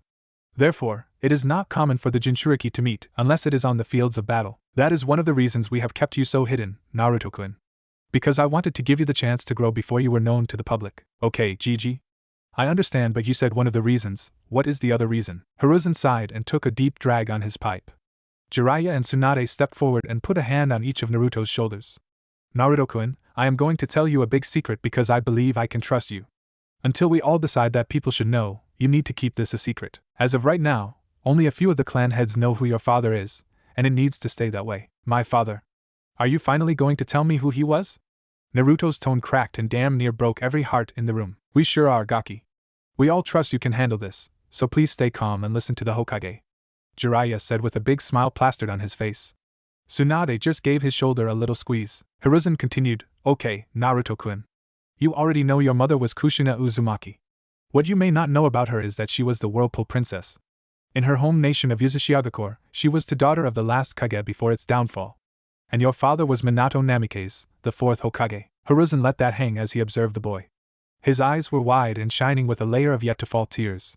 His mouth was hanging open as he slowly turned his head and looked at the portrait of his now-known father. The man had big azure blue eyes and the same shade of sun-kissed blonde hair that he did. He had 2 bangs framing his face, and wore a jonin flak jacket with a white haori laid over it.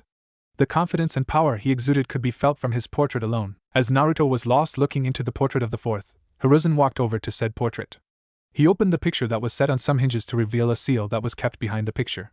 Hiruzen channeled some chakra into the seal and 2 scrolls popped out. He handed the scrolls to Naruto and said, your parents made these letters in case something bad happened to them.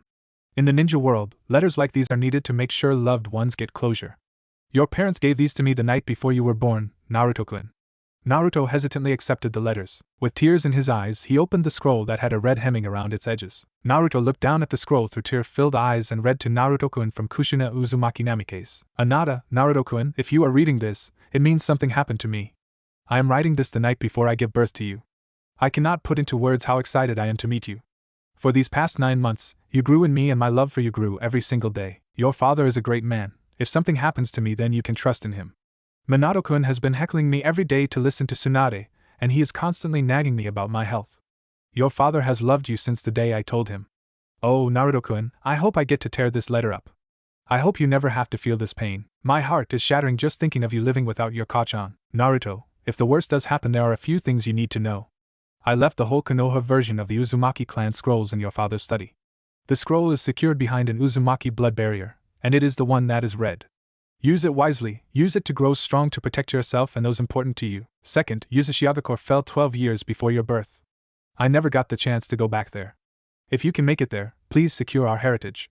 In the small home on the northwest outskirts of the village there is a seal array. This array will lead a true Uzumaki to where they need to go. Please do not let the centuries of knowledge our clan gathered die. If your Kachan can ask one more thing, please work to rebuild the Uzumaki clan and restore it to its former glory. Set up a home for them in Konoha, spread the Uzumaki beacon far and wide and gather the remainders of our clan to Konoha. Nothing is more precious to an Uzumaki than family. Ask Hiruzen, Tsunade and Jiraiya to help you with this as a final favor to me. Naruto, this part is something my mother told me before I left Yuzashigakure. Don't be picky. Eat lots and grow strong. Make sure that you bathe every day and stay warm. Also, don't stay up late, you need lots of sleep. And make friends. You don't need a lot of friends. Just a few. Ones you can really trust. I wasn't very good at it, but keep up with your studies and practice your ninjutsu hard. Remember that everyone has strengths and weaknesses. So don't get too depressed if you can't do something well. Respect your teachers and upperclassmen at the academy. Oh, and this is important. It's about the 3 prohibitions for a shinobi. 1. Be extra careful about lending and borrowing money. Put your mission wages into your savings account. No alcohol until you're 20. Too much can ruin your health, so drink in moderation. 3. Another prohibition is women. I'm a woman, so I don't know too much about this, but all you need to remember is that this world is made up of men and women. So, it's only natural to take an interest in girls. But just don't get hooked on bad women. Find someone just like me. My boy, I pray to Kami that you will never read this letter, but if you do, remember one thing. Your Kachan loves you dearly and I will be watching over you from the pure world. With all my heart and love, Kushina Uzumaki Namikaze. Jiraiya, Tsunade and Hiruzen remained silent while they watched this young boy read the scroll from his mother. The tears of sorrow that flowed freely seemed to sparkle as they turned into tears of happiness, and then a look of determination and firm resolve fixed itself to Naruto's face. The young and rounded face of Naruto remained hardened as he picked up Minato's scroll, and then, after taking a deep breath, Naruto opened the black scroll with yellow edges. To my son, Naruto Uzumaki Namikaze from Minato Namikaze Uzumaki. My son, if you are reading this, then it is likely that I have perished. I knew that becoming the Hokage meant that I would have to place the village before my life. I have no regrets. I met a beautiful and fiery red-headed woman that restored the light to my world, and it was your mother that kept my will of fire burning brightly. As Hokage, I will be forced to make decisions that you may not understand. If this is the case, know that I am sorry, my son. When I took the mantle of Hokage, the whole village became my family, and I will protect family with my life, no hesitation and no regrets. I swear to you that I did my best to lead Konoha down the righteous path. If I perish before you have matured, please remember that I love you, eternally. I believe in you, my son. My goal right now is to grow a family with your mother, and lead the ninja world toward the path of peace. It is likely I have not yet succeeded if you are reading this letter.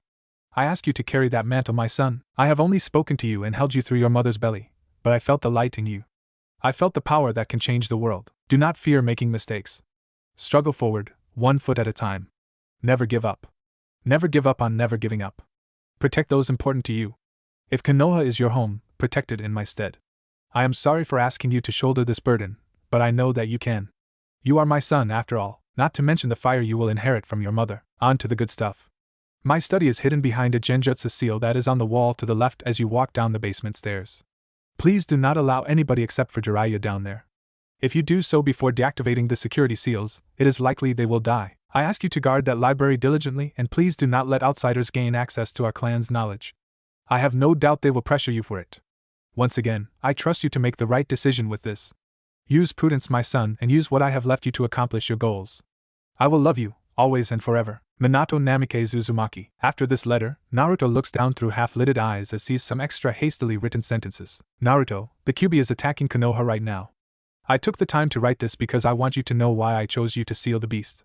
You are an Uzumaki, which means you will have enhanced vitality and a denser chakra that can handle the strain the Kyuubi will place on your body. Furthermore, I cannot ask anyone to do something that I am not willing to do myself. I am sorry to burden you with this. I only pray that Konoha will honor you as the hero you are. In case they do not, let me be clear. You are the vessel of the Kyuubi, not the Kyuubi itself. A man in an orange mask, with a single Sharingan eye on the right side, attacked us right after your birth. While I saved you, he ripped the Kyuubi out of your mother. For what it is worth, the Kyuubi is under a genjutsu, so if you talk to the beast, know that this attack was not purely its fault. I made the seal to slowly incorporate the Kyuubi's chakra into your chakra pool. The seal will purify the Kyuubi's chakra for you.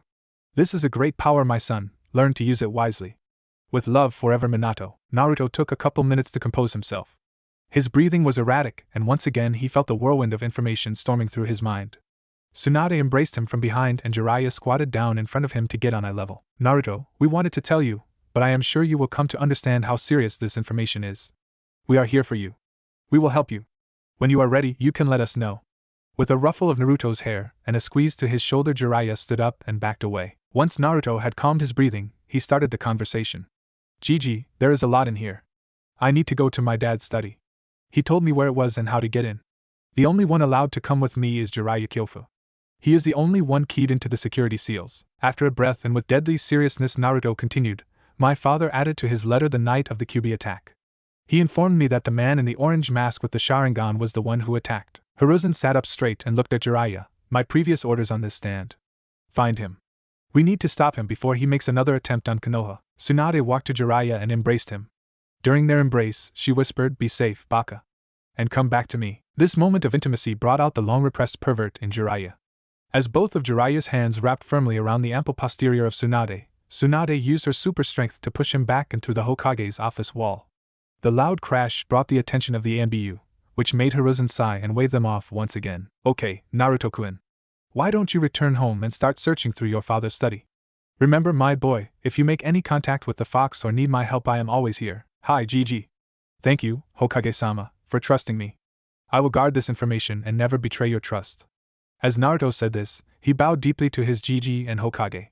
After recovering himself, Naruto took Tsunade's hand and returned to the Namake's estate to begin sorting through his father's study. 1 week later in the Namake's estate, Naruto had been searching through his father's study for the past week. Naruto had Jiraiya key Tsunade and Tsubaki into the security system so that they could enter with him. The number of scrolls and books on all matter of shinobi subjects was overwhelming. Sadly, it appears that neither of his parents were very organized. Naruto kept his usual training cycle with Tsunade, Danzo, the Hyuga and the Uchiha. Sadly, Naruto was told that Itachi wouldn't be joining them for a while because his is going through his ANBU training. Fugaku was swollen with pride when he mentioned the nearly 12-year-old Uchiha joining the ANBU ranks. After training, the first 4 days and nights in the study were spent tidying up his father's library. His father was a genius, no doubt. However, it was clear to Naruto that his father embraced the mantra that genius functions best amongst chaos. His father's L-shaped oak desk was covered in dozens of scrolls. Each scroll was covered in a layer of dust, and Naruto found that, after organizing, he would need to air out the room. On the 5th day, which was a Friday, so he didn't have any training, Naruto found the barrier that his mother had mentioned. After cutting his thumb with a 3-pronged kunai that was on the desk, Naruto smeared some blood over the seal array. He marveled as the array spread, flashed, and then the barrier shimmered into and out of existence. With the barrier down, Naruto saw an ornate chest made of maple wood and covered in seals. Where the keyhole would normally be, the kanji seemed to coalesce into a seal array with the kanji for blood in the center. Naruto nicked his thumb again, and the chest opened with a click and a hiss. Inside the chest were 2 scrolls, each the size of Naruto. One was an ornate scroll bound in a red leather with golden edging. The Uzumaki clan symbol acted as a clasp for the scroll, which wouldn't budge when Naruto tried to open it. Following the pattern, Naruto nicked his thumb for the 3rd time and smeared blood on the Uzumaki clan crest. The blood seemed to be absorbed by the crest, and the scroll opened. The scroll was 4 feet wide and about 12 feet long when fully opened. Naruto laid it out on the floor and scanned the whole scroll. Near the bottom, the last entry was written in his mother's handwriting. For the love of Kami, if anyone is reading this and you are an Uzumaki, then use the shadow clone jutsu. Otherwise, you will never finish. See seal below for jutsu. Naruto let out a full, hearty laugh at his mother's antics. He saw a small seal below his mother's entry and fed some chakra into the seal. With a small poof of smoke, a scroll appeared. It was labeled Kenjutsu Shadow Clone Jutsu. Naruto decided to heed his mother's advice and read through the scroll. The Shadow Clone Jutsu is an Uzumaki clan technique developed by Arashira Uzumaki. The technique is used by gathering chakra at the central chakra point, the heart, and the forming it through the ram, snake, tiger hand signs. Then add the Uzumaki cross. You cross your right hand over your left. Each hand will have the pointer and middle fingers fully extended. The index and pinky fingers will circle back toward the thumb and the thumb will link with the index finger.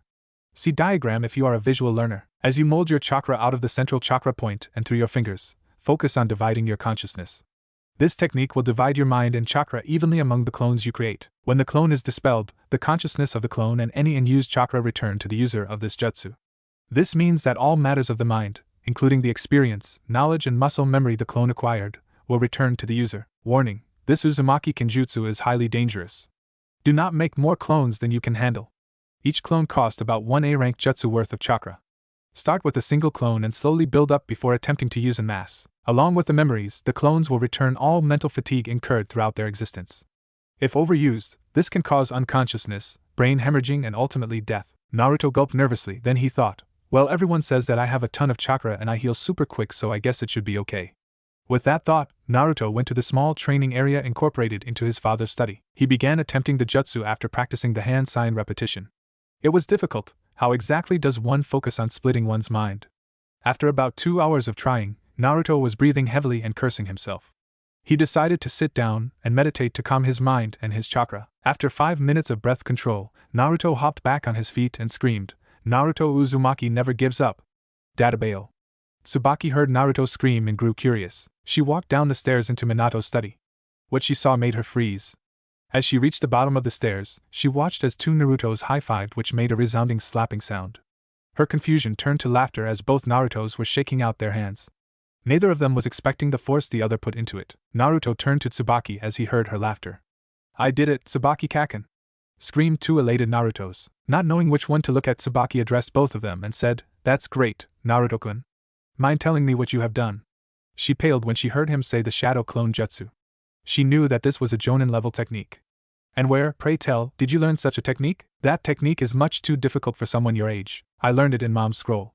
"Don't worry, Tsubaki Kaken, I got this. I read all of the warnings." "Warnings?" Tsubaki asked as she grabbed the scroll that was near the edge of the training room.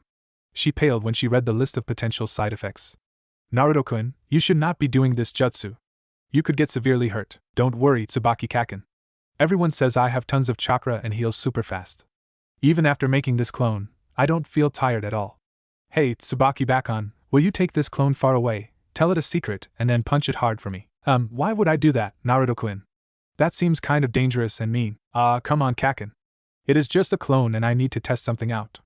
At this, the clone adopted a nervous look on its face and nodded at Tsubaki. "Okay, fine, Naruto-kun.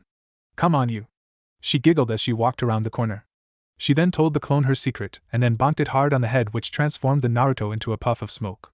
She walked back into the training room and looked amused as she took in Naruto. The boy was rubbing the top of his head and had a faraway look in his eyes for a second. The depth of the brilliant, azure blue eyes returned, and Naruto beamed at her. "It worked, Kaken.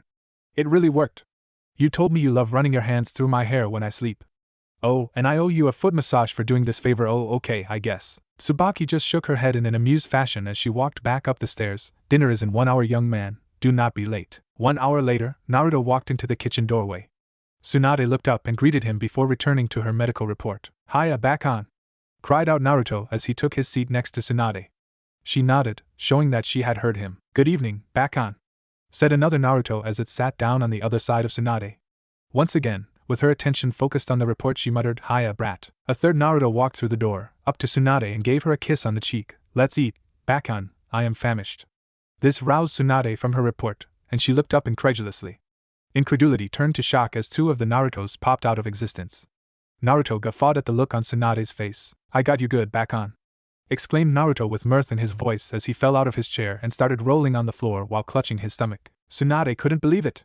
She couldn't believe it at all. This brat, at roughly 8 years old, just casually used 2 Kagebunshin to pull a prank on her.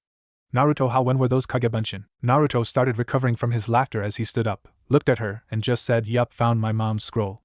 The last entry from her said that anyone reading the scroll should first learn the Kagebunshin, or otherwise learning everything would take too long. And before you say anything, Bakon, I know the risks. I started practicing it 3 hours ago, and I can already make 2 clones." Incredulity returned to Tsunade's face. "Brat, you're telling me you learned the Shadow Clone technique, a Jonin-level jutsu, in under 3 hours? After a proud yup from Naruto, Tsunade just shook her head and smirked. "Well, brat, I guess this means I can train you about say 3 times harder on Monday." Naruto's giggling and laughter ceased, and his face paled a bit. Then he shook himself out of it, and said, "Bring it on, Bakon. You better give up on trying to make me give up." Databao, unprecedented growth. If anyone asked Naruto why he trained so hard, they would receive a smirk from the blonde. He would point at them and say, "Because I got to protect everyone. Once I have done that, I am going to be the Hokage, Databao.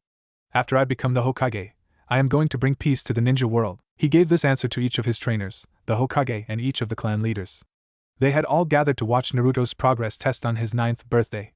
The blonde had worked hard over the past year in all aspects of his training. As Naruto was stretching and preparing to fight some guy the Hokage appointed, Naruto reflected on the past year. Tsunade held to her promise with Naruto.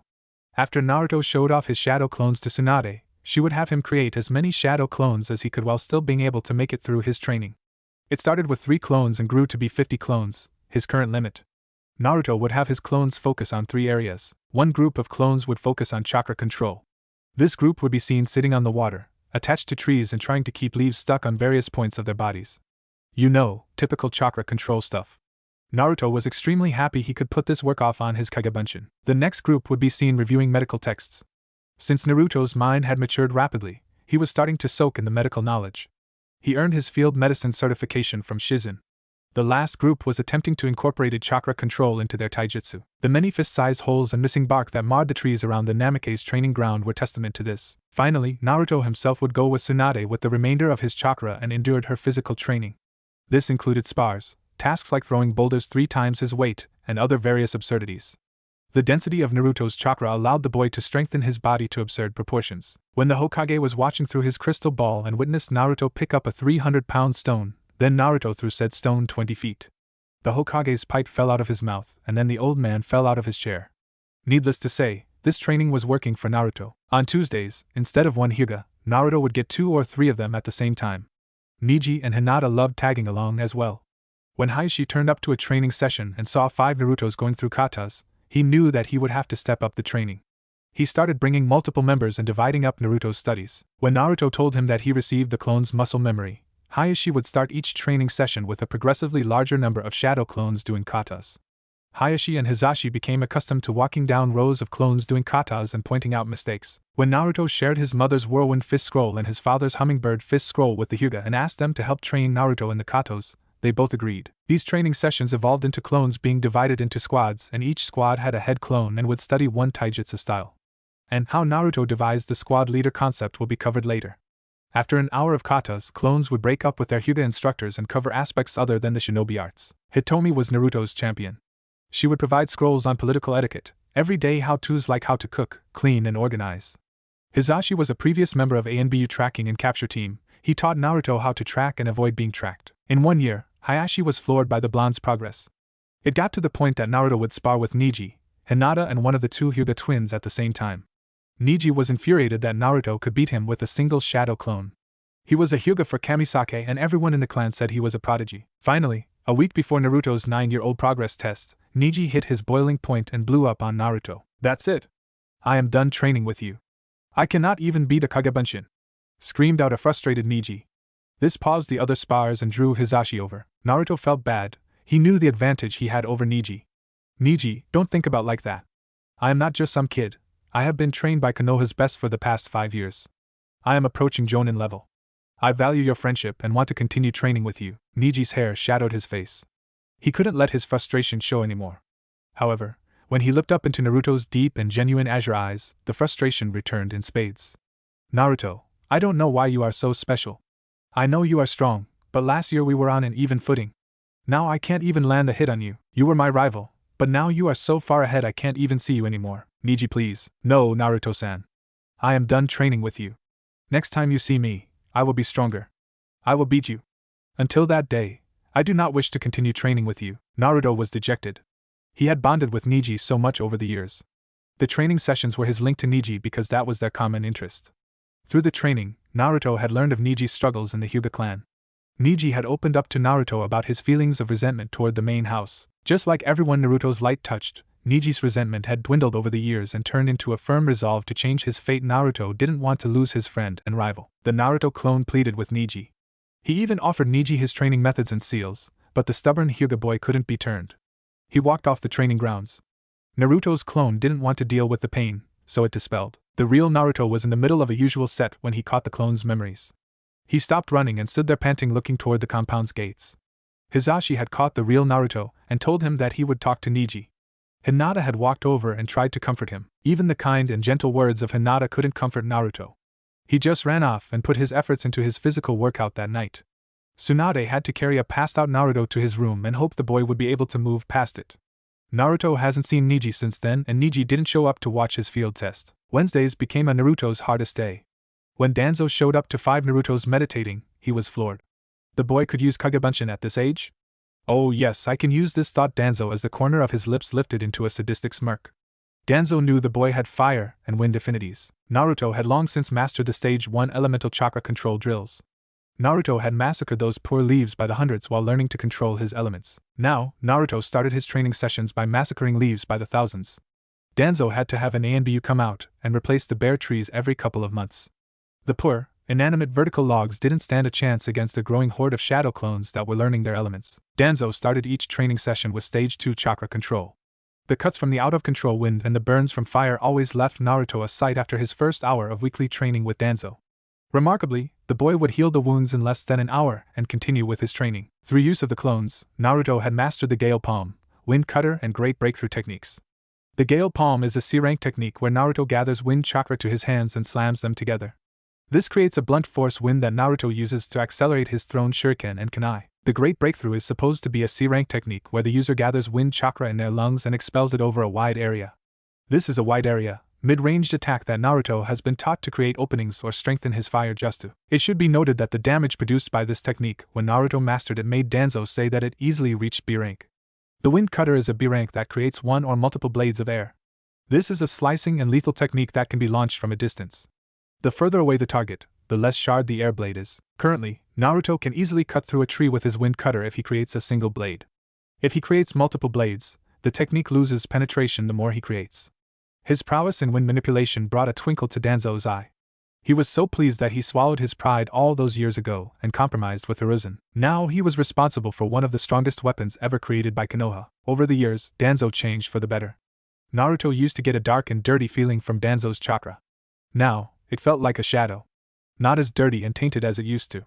For Danzo himself, he had caught himself smiling and he even came dangerously close to laughing. Don't get it twisted, Danzo used to laugh, but it was more of a dark chuckle when he brought his opponents to their knees. However, Danzo felt happy when he spent time around Naruto. It was weird to everyone that had known the man over the years. He had even gotten a joke over on Hiruzen last month.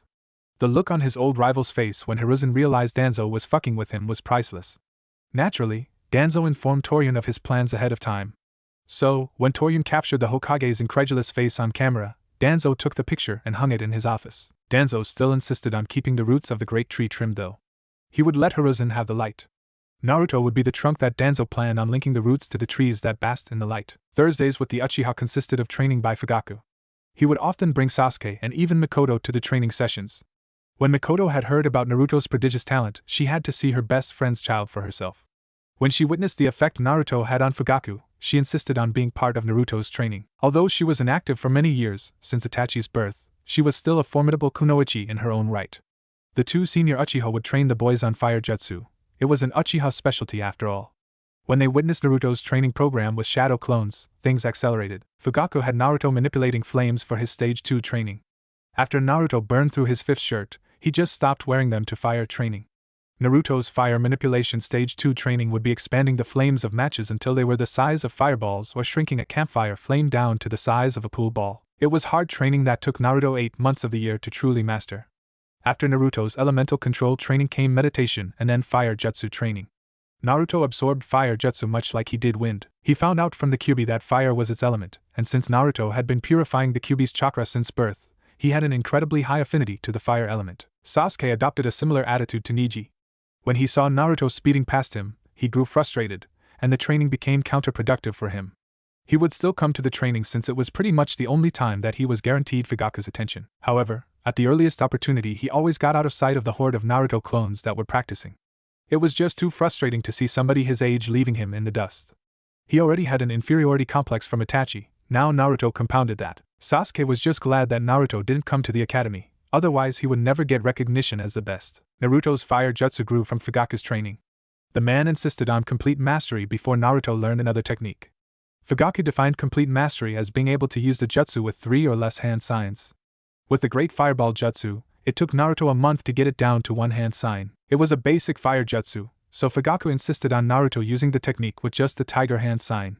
This was tricky because the Great Fireball Jutsu consisted of inhaling, holding the air in your lungs and infusing the right amount of fire chakra into the air while in the lungs. Too much and you would burn the lungs, too little and the flame wouldn't ignite upon release. Naruto had a sore throat that whole month. The next problem of using 1 hand sign came because it made it more difficult for shape manipulation. Sure, just using the tiger hand sign could convert chakra into a fire nature, but Naruto struggled on getting it to hold its form and hit his target. As Naruto's fire mastery improved, so did his control over shape and accuracy. After demonstrating mastery of the Great Fireball, Fugaku taught Naruto the Fire Flower Jutsu. This is a jutsu that can spit out multiple, smaller fireballs. It is a mid-range jutsu that is typically used to trap or guide enemies into an advantageous position. By then end of the year, Naruto had gotten this jutsu down to 2 hand signs, boar and then tiger. Naruto ended this year of training with the Uchihas giving him a scroll for fire-style flamethrower jutsu. This is the user spitting a continuous stream of fire at the target. The stream can be narrow with intensely high heat or wider with less intense heat. It all depends on how much chakra the user puts into the technique, and how the user shapes their lips to guide the chakra.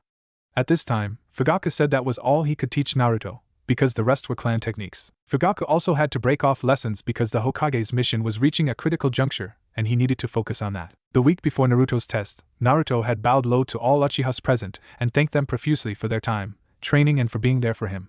The feeling was mutual for all Uchihas except Sasuke. Now before we get to Fridays, a couple of things happened to Naruto that need to be addressed. The first major realization that Naruto has was that processing the memories of multiple shadow clones was dangerous, with a capital D.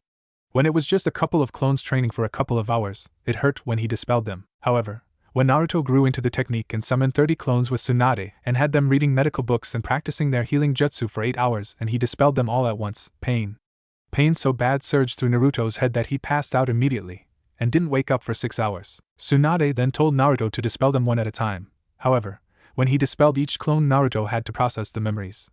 It became seriously annoying when Naruto had to sit around for an hour after training just to understand what his clones did that day.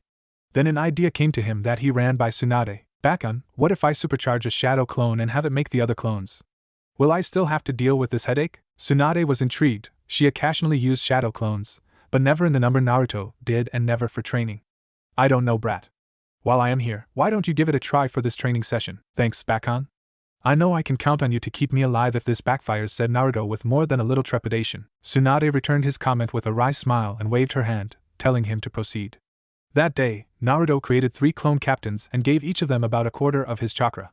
Each captain created 9 clones and divided up into their usual groups. Naruto completed his daily training and gave instructions to his captains. Each captain had the clones dispel one by one. Since the captains were the ones that created the clones, the memories didn't immediately return to the original Naruto. Instead, the memories went to the captains. Tsunade instructed the captains to do their best to process and synchronize the information. After 10 minutes, one by one the captains nodded to Naruto. The first captain dispelled, and Naruto felt the surge of information and fatigue. But he had to guess. It was about half the normal strain from the many clones training all day. He nodded to the next captain and was once again hit. After the final captain dispelled, Naruto was visibly tired, but he felt like he had a better understanding of what the clones learned, and he wasn't as tired as usual. From that day forward, Naruto used the clone captain method in his training, which reduced the strain on Naruto and increased his growth rate even further. It should be noted that due to the time spent learning and the collective experiences of his clones, Tsunade deduced that Naruto's mental maturity was accelerated. The boy became noticeably more mature in the way he handled himself. Not only did he reduce his Databao outbursts by February 3rd, but he carried himself in a way that was odd for an 8-year-old. Not bad, but odd for sure. Jiraiya only made it back 3 times that year. His hunt for the masked man and Orochimaru kept him occupied outside of the village. Tsunade missed her goofy partner, and Naruto wanted Jiraiya's feedback and instruction on seals. He hit a snag at Uzumaki Fuinjutsu level 4. This level covered the introduction to seal layering and applying seals directly on the body. Naruto was a bold and courageous child, but he dares not disregard all the warnings in his scrolls not to do any body sealing without the supervision of a Fuinjutsu master to proof the work. Unfortunately, Jiraiya was the only such seal master in Konoha. So, after 3 months of access to his family scrolls, Naruto was ecstatic to see Jiraiya return. That was until the old pervert blew Naruto off completely, scooped Tsunade into his arms and didn't leave their room for 2 days. When Jiraiya came down to breakfast on the 3rd day, he completely missed the frustration on Naruto's face. It didn't help that Naruto had a perverted old fox in his head that kept alluding to what Jiraiya and Tsunade were doing. Tsunade was practically Naruto's mom, so the repeated images the fox gave him were less than welcome. So, when a yawning Jiraiya entered the kitchen, he wasn't ready to deal with this version of Naruto. Oi Kyofu, what gives? I haven't seen you for 3 months, and you blow me off for 2 days? Screamed a frustrated blonde. Jiraiya seemed to giggle and get a faraway look in his eyes at the word blow. Yes, all degenerates know where Jiraiya's mind went. Relax, Gaki. I had 3 months of steam to blow off. Well, Kyofu, I have been stuck at level 4 because you haven't shown up in so long. I need you to test me so I can move on. Alright, Gaki? Calm down. I just woke up. Let me get some breakfast, and you can show me what you have learned. Then I will test you. After a tense breakfast, Jiraiya went down to Minato's study with Naruto, where he saw Naruto's seals laid out for him to inspect. It is clear that the kid prepared for this, thought Jiraiya. I guess I know why he was so antsy. He then picked up and inspected Naruto's seals. For his layering test, Naruto labeled a fire-natured chakra seal over an enhanced storage seal. Naruto created a clone that took the seal into the training area and held it out in front of him. With one hand sign, Naruto took a deep breath and blew out a fireball. The clone yelled, "Katan Fuin!" The seal activated and sucked the fireball into the seal. The kanji for fire turned from black into red to indicate that the storage seal was full. The clone then handed the paper to Jiraiya, who inspected the seal again. Good work, Gaki. I have done some seals like this in the past. I would say this one gets a pass. You will need to work on a release method for the jutsu, so the seal doesn't spontaneously combust, but it is a passable layered seal. Naruto beamed with pride and moved on to the next seal. After inspecting and testing multiple seals, Jiraiya asked, "So what do you need me for, Gaki?" "All of these are in working order." Naruto tossed the Fuinjutsu level 4 book at him, and pointed to the final test and the note that said it should only be done in the presence of a Fuinjutsu level 6 or above master. "Ah, okay, Gaki. What seal are you going to try?" "I want a basic storage seal on each wrist. I have prepared the ink by infusing it with my blood and chakra, but I didn't want to do it without you here." "Good, Gaki. Go ahead." Naruto created 2 clones that took up brushes and ink. Naruto held out his hands, wrists up. He wanted to ink on storage seals for kunai and shuriken respectively. This would allow his to always be armed and able to respond rapidly to threats. The clones finished drawing the seals and moved back for Jiraiya to inspect. He took a minute looking at each seal and gave a nod of approval. "Okay, Gaki. Have your clones activate the seals and then try sealing these kunai into your right wrist." The clones moved forward and did so. Then Naruto sealed the kunai and looked up to Jiraiya. "Congratulations, Naruto. You are now a level 4 seal master." It was the access to the level 5 Uzumaki Fuinjutsu that exposed Naruto to gravity and weight seals and deployable barriers. This too had to wait until the next time Jiraiya was in town, but it was the seals that led to the next quantum leap in Naruto's training. Fridays were a new addition to Naruto's training. This day was dedicated solely toward deepening his bond with the Kyuubi and learning from him. Naruto shook his head as he remembered going into his mindscape to visit the Kyuubi 2 weeks after their initial meeting. Flashback. Naruto had trained and asked each of his instructors how they would handle his request for the Kyuubi. Tsunade, Tsubaki and Hiruzen all fell on the hesitant side of the approach. They didn't know how to feel about the Kyuubi or if it could be trusted to honor any promise. Hell, they just learned the Kyuubi was sentient 2 weeks ago. The Hyuga advised treating the Kyuubi with respect. Hayashi picked up on the creature's proud nature through Naruto's recounting of their initial meeting. Danzo said to ask to use its power, no surprise there. Mikoto, Fugaku and Shursui wanted Naruto to apologize on behalf of the Uchiha and encouraged caution. Any being as proud and powerful as the Kyuubi needed to be approached with caution. Jiraiya told Naruto to ask it what he could do to earn its cooperation. This approach seemed like the most attractive approach to the fated pair. Thus, after meditating and thinking about how he should approach the Kyuubi, Naruto firmed his resolve and sank into his mindscape. He walked through the hallway, noticing the doors that seemed to be growing in number. He had doors now labeled Fire Jutsu, Wind Jutsu, Fuinjutsu and different variations of his Taijutsu. It filled him with pride to see the visual representation of his growth. Finally, he got to the door to the Kyuubi's chamber. He took a deep breath and entered. The auditorium and cage were already lit, as if the Kyuubi had been expecting him. He couldn't help but marvel at the massive fox. Each nail of its claws was still twice his size. The Biju was once again resting its head on its paws, but its eyes were tracking him as he approached the cage. Naruto noticed a new addition to the cage now that it was properly lit. In the middle of the cage appeared a metal representation of the Shinigami. Intricate ceiling created the image of this god, in all his ghastly glory. A gust of air from the Kyuubi's massive snout brought Naruto back to his purpose for being here. He stopped right in front of the massive cage and commenced the conversation. He bowed to the Kyuubi in a formal manner that would make Hitomi proud. "Hello again, Kyuubi-sama. I wanted to properly introduce myself before we start our conversation. I am Naruto Uzumaki Namikaze, son of Kushina Uzumaki and Minato Namikaze." Naruto paused here as a low growl emanated from the fox's throat at the name of his father. Naruto swallowed the lump in his throat and continued, "I like training to get stronger, all the people that make my life worth living and ramen. I dislike judgmental people, traitors and those who seek to control others. My goal is to become strong enough to protect my people, become Hokage and then attempt to bring peace to the elemental nations. I would also like to meet my fellow Jinchuriki and their Biju partners." The Kyuubi listened to the boy ramble on. He was frustrated that this brat was his jailer, and that he had the audacity to speak to him without showing fear. As the boy's introduction came to a close, the Kyuubi wasn't exactly pissed off, but there was a great deal of anger tinged with intrigue. "That is mighty presumptuous of you, tiny Nijen. How can a weak little boy like you hope to accomplish all of that? Is your pride that great that you can't see the folly of your words? And why would you seek out the jailers of my brethren? What could you possibly hope to accomplish by doing so? As the Kyuubi spoke, its chakra flared and put pressure on Naruto. The Kyuubi kept increasing the pressure, trying to get the tiny human to kneel in front of him.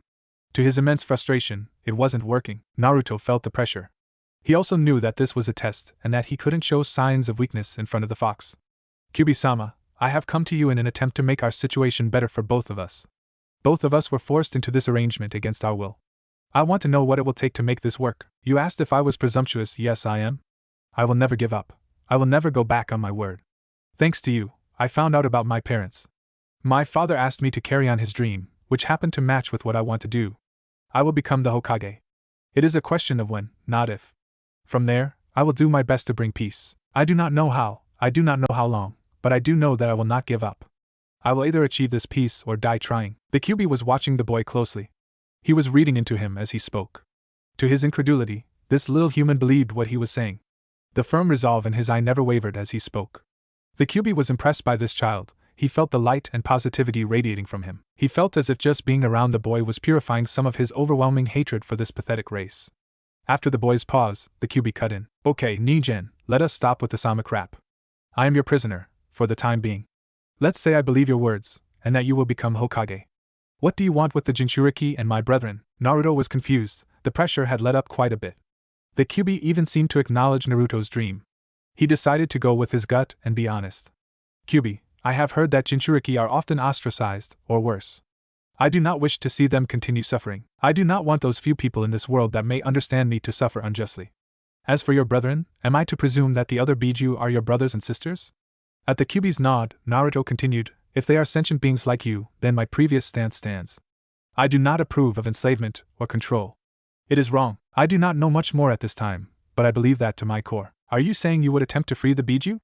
Asked the Kyuubi with a hint of surprise in his voice. Naruto had to pause and think at this. The furrow in his brow indicated how seriously he took the question. If it is possible without killing the Jinchuriki, and they agreed not to harm humans, then I think I would. Replied Naruto in earnest. Incredible, thought the Kyuubi. This mere human child doesn't show the fear or prejudice that plagues his race. Could it be the human that Toussaint told us about? Preposterous, we have waited centuries and the one never showed up. This human is just a boy, there is no way his resolve will stand. Despite the Kyuubi's thoughts, this was the first ray of hope that had ever reached the incarnation of hatred. The sage created the Biju to represent different aspects of the world and human nature.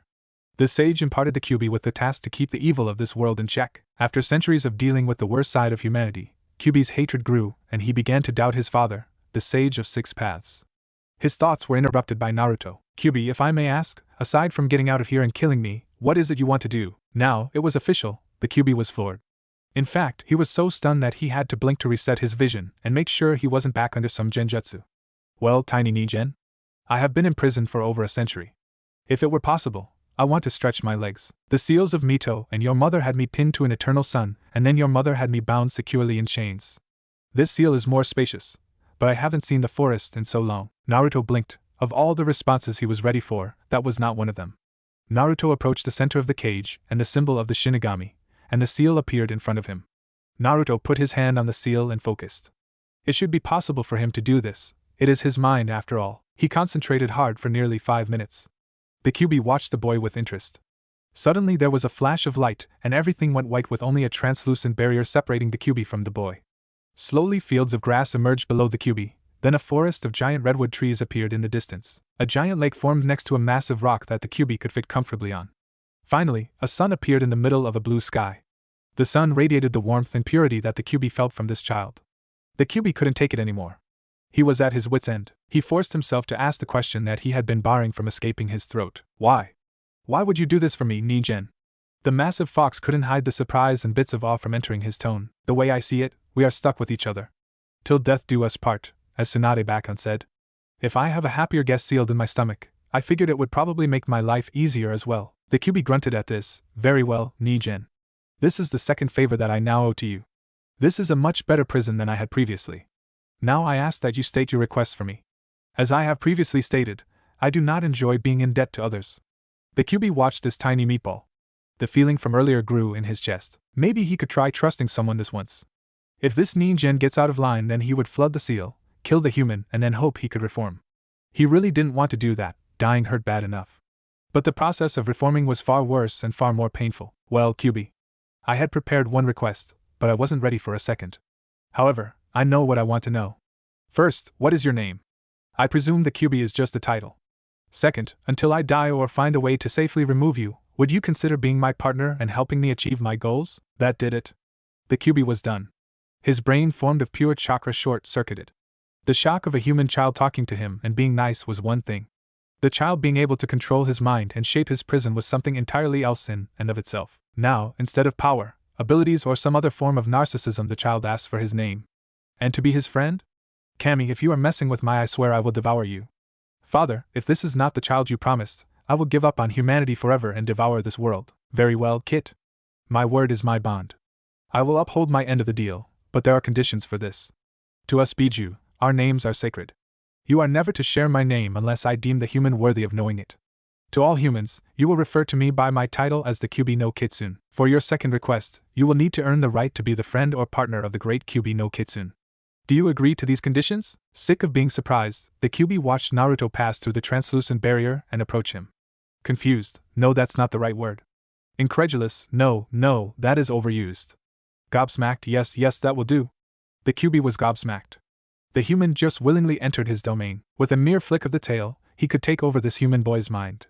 So why wouldn't his tail move? Why wouldn't he jaws crush this tiny, fragile little meat sack? It clicked. QB knew that this child was the only hope he had. Yami, he was the only hope any of his brothers and sisters had. It was at this point that the QB slid his proverbial chip stack to Kami and went all in. Naruto continued at a slow and controlled pace. The pressure of the chakra coming off the QB threatened to flatten him with each step he took. His negative emotion sensing let him feel all of the pent-up hatred, disgust, and disappointment.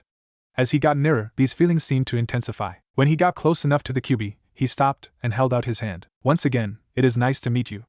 My name is Naruto Uzumaki Namikaze, and I will become Hokage, and I will do everything in my power to bring peace to the elemental nations. I will do what I can to help you and you siblings find peace. You have my word. And I never go back on my word. Databeo. The QB looked at the boy's hand, and with great restraint he touched one of his nails to the boy's hand. Kit, you are the first human since the sage that I am trusting with my name. My name is Kurama, the QB no Kitsune. I acknowledge your right to use my name. I do not, however, acknowledge your right to use my power. That right will have to be earned. I will watch you, train you, test you, and when you think you are ready, I will grant you the right to challenge me for my power. Deal, Kurama? Said Naruto as he broke out his gigawatt smile for the fox. Could you tell me why you call me Kit though? Kid is what foxes call their kids. At this stage, you are a child, and I will refer to you as such. Now Kit, this has gone on long enough. Leave me to rest and explore my new domain. Next Friday, you will return here for training. You got it, Kurama? Man, that is a sweet name. Bye. As Naruto left the mindscape, Kurama was still gobsmacked by that whole meeting. Never, not once in his wildest Tsukuyami-induced dreams, did he think the meeting would go like that. At every turn, the brat surprised him. As he lay down on his new rock and curled up, he felt a peace that had long since been absent come over him as he closed his eyes. As for Naruto, he came out of the mindscape and passed out right there on the floor of his dad's training room. The sheer magnitude of the QB's presence, and that whole experience hit him at once when he returned to reality. Tsunade would check up on him a bit later and carry him to bed. Flashback end. Naruto refocused as he concluded his stretching. He had removed his gravity and weight seals in preparation for this. Jiraiya had helped Naruto paint them onto his body nearly 6 months ago during one of his random check-ins. Naruto found that as the gravity levels went up, he would feel way heavier and get lightheaded. Tsunade was in charge of monitoring the seals, even though Jiraiya and Naruto were the only ones that knew how to adjust them. She was the one who informed him that increasing the gravity levels would make it harder for blood to circulate through his body. Thus, Naruto had to spend months at each level of gravity seal. In order to maintain his progress rate, Naruto used weight seals to act as intermediary gravity levels. For instance, if he set his overweights to 100 pounds, then at gravity level 3 the weights would weigh nearly 400 pounds. Tsunade was very strict about the gradual increase. She taught Naruto how to channel chakra internally to reinforce his muscles and organs passively to deal with the increased burden. While Naruto's healing and growth factors were amazing, she didn't want to stunt the boy's growth. Returning to present time, Naruto heard a deep chuckle in the back of his mind. Yeah, Kit, you sure did surprise me. Never did I think that I would be able to trust a human again, Kurama said earnestly. So, are you ready for this? If you pass this test and beat this Ningen instructor, I will start training you on the first tale of my power. As ready as I will ever be, Kurama. You know me, I will either pass this test or pass out from exhaustion. Because I will never give up. thought back Naruto. Very well, Kit. Show me how far you have come. Naruto gave a mental fist bump to Kurama as he stood to his full height and shook himself out. He watched the Hokage walk up with an Anbu in a dog mask. Okay, Naruto-kun. This here is Inu, an Anbu captain. Today you will be fighting against Inu's shadow clone. You have 1 hour to destroy his shadow clone, so fight with the intent to kill. Hi, Hokage Gigi. I will get it done. The excitement in Naruto's tone earned a chuckle from the aged Hokage. Inu took offense to this. How can a brat that just turned 9 years old think that he could beat an Anbu captain? Sure, Kakashi had heard of the kid's amazing progress. However, genius and prodigy were such overused words in Konoha. It seems one kid every year was given the title. And he was supposed to fight this kid? Yeah, right, Kakashi scoffed internally as he heard the Hokage tell him to get ready. So, he gave a wave and a casual hi to his Hokage. He created a shadow clone and gave it roughly half of his chakra. That should be more than enough to fight the kid for an hour, thought an amused Kakashi. Naruto went to the center of the field. He started saturating his body with chakra in preparation for the fight. Tsunade's lesson had taught him to use chakra to augment his natural speed and strength. When both fighters were ready at the center of the field, Hiruzen stepped forward. Naruto-kun, there are no limitations on your end. Show us what you can do. Kakashi, nothing that will maim or permanently injure the boy. Both fighters replied casually with, Hi Hokage-sama, and made the sign of altercation to one another. Hajime! Shouted Hiruzen as he walked off the field. Both fighters stood there analyzing each other for a good 30 seconds. Naruto was in a ready posture, his muscles tight and coiled. Kakashi's clone was standing completely relaxed, basically telling the boy it didn't take him seriously. The clone then drew a copy of Ika Paradise out of its kunai pouch. This royally ticked Naruto off, so before the clone could even start reading its smut, it was forced to dispel from a chakra-enhanced kick to its head. The audience was stunned. I mean, it's not every day you see a child beat an ANBU captain in under a minute. Most of the esteemed eyes present had seen the boy Kawarimi with the clone's book and lash out with impressive speeds at the dog mask ANBU's head. The clone had dispelled before its book even hit the ground. As all heads turned to Kakashi and gave him an "Are you serious?" look, Hiruzen chuckled. Unlike Kakashi, Hiruzen kept his perversion hidden safely in the shadows. Kakashi rubbed the back of his head sheepishly and said, Ma. It's just a shadow clone. Ah, Minu-san. I am very familiar with shadow clones. Each of them gets their personality straight from the original. At the most, there are some slight differences in personality. I think that means the clone reading smut in the middle of a fight is all you. Fits of laughter racked the onlookers. Hitomi was full on laughing and the prim and proper Hayashi could be seen with his back turned to the rest of the group. It was clear from the rhythmic bouncing of his back that he was trying and failing to suppress his laughter. It was that day that most in attendance heard Hayashi Hyuga chuckle for the first time in a decade. Naruto wasn't happy though. He had trained hard for this year, and this clown of an ANBU didn't take him seriously. With a dark and serious tone that didn't fit with the playful mood, Naruto stated, ANBU-san, if you are not going to take me seriously, please leave and let Hokage-sama find a replacement. I have worked hard over the past year and wish to test myself. The real Kakashi stepped forward this time. Okay, kid. You have my attention. If you can land a hit on me in the next 30 minutes, you pass this test. Hiruzen and Danzo exchanged a look. They knew this version of Kakashi. This was the ANBU Captain Kakashi that had done Konoha's hardest missions for the past 12 years. Despite Minato's last words, Kakashi could never get over the grief and guilt he felt. That is how he justified hiding in ANBU and never meeting Naruto before now. This time, he took the initiative and launched himself at Naruto. Naruto was caught off guard by his speed but still managed to block Kakashi's straight punch with an X-guard. The force made the child slide back about 10 feet. Kakashi was stunned because he thought that punch would have ended things quickly. Naruto recovered quickly, crossed his fingers into the soon-to-be-famous cross-hand sign and shouted, Kagebunshin no Jutsu. 5 clones appeared around Naruto. One clone repeated the hand sign, summoning his squad of 9 shadow clones and charged in a coordinated fashion at the ANBU. 2 clones jumped to the side of the melee, summoned their clones and took out kunai. The other 2 clones jumped off into either tree line. Naruto himself began to pull out some flash tags in case his clones couldn't get the job done. Kakashi was stunned. He had heard about Naruto being able to use shadow clones, so he wasn't too surprised when the kids summoned 5 of them. Then Kakashi saw how the clones were coordinated and how they each summoned their own clones. Holy shit, this kid is a one-man army, thought Kakashi as he dodged and countered the frontline clones' taijutsu. It was easy enough for him to work his way through the 10 frontline clones. He did notice that each clone was using a slightly different taijutsu style than the next. As the smoke from the last clone cleared, Kakashi's eyes widened as he was pinned from either side by a hail of kunai. He executed an emergency kawarimi with a log from the woods nearby. It was there that Kakashi got jumped by another 10 clones and beaten to a pulp. The negative side effect of using an emergency kawarimi is that it leaves the user disoriented for a couple seconds while they regather their bearings. In the middle of his beating, he told the Naruto clones that they won, and the test was over. A bruised and beaten dog-masked Anbu walked out of the wood line with his hands up in a surrender gesture. "The kid wins," he said, and then shunshined away before he could suffer any further embarrassment. The real Naruto walked up to the group of spectators and said, "Well, GG, I didn't really get to show off much, but this means I pass, right?" Hiruzen chuckled and ruffled the boy's hair. "Yes, Naruto-kun. With flying colors, I may add." Danzo complimented the boy on his strategy, and looked meaningfully at his friend. Hiruzen gave him a nod that said, "We will talk about this later." In the back of Naruto's mind, Kurama congratulated the boy. "Well done, Kit. Next Friday we will begin working with my chakra. Prepare yourself. My chakra is far denser than yours and it is poisonous to most people. Even with the seal purifying some of it, it will be a lot for your young body to handle. Talk to your Hokage about this. He will likely wish to have someone present." "All right, thanks Kurama. I can't wait." "How are things inside the seal?" replied Naruto. "They will do for now, Kit. I am excited to see if your idea with shadow clones works. For now, celebrate your victory. I am taking a nap." That night, the Hokage and Tsunade took out all the trainers, Naruto's friends and the clan heads that were following Naruto's progress for dinner at the Akimichi barbecue restaurant. Sadly, Danzo, Neji and Sasuke declined the invite. That didn't stop the group from having 20,000 real worth of food and drink though, much to the chagrin of Sarutobi's wallet. Ino and Shikamaru, the two Naruto had gotten to closest to, claimed the seats next to him, and caught him up on their first year at the academy. The next day in the Hokage office, Naruto's trainers met in the Hokage office. Additionally, a Drago-masked Anbu was standing on Hiruzen's right side. "Okay, we all saw how much Naruto has improved.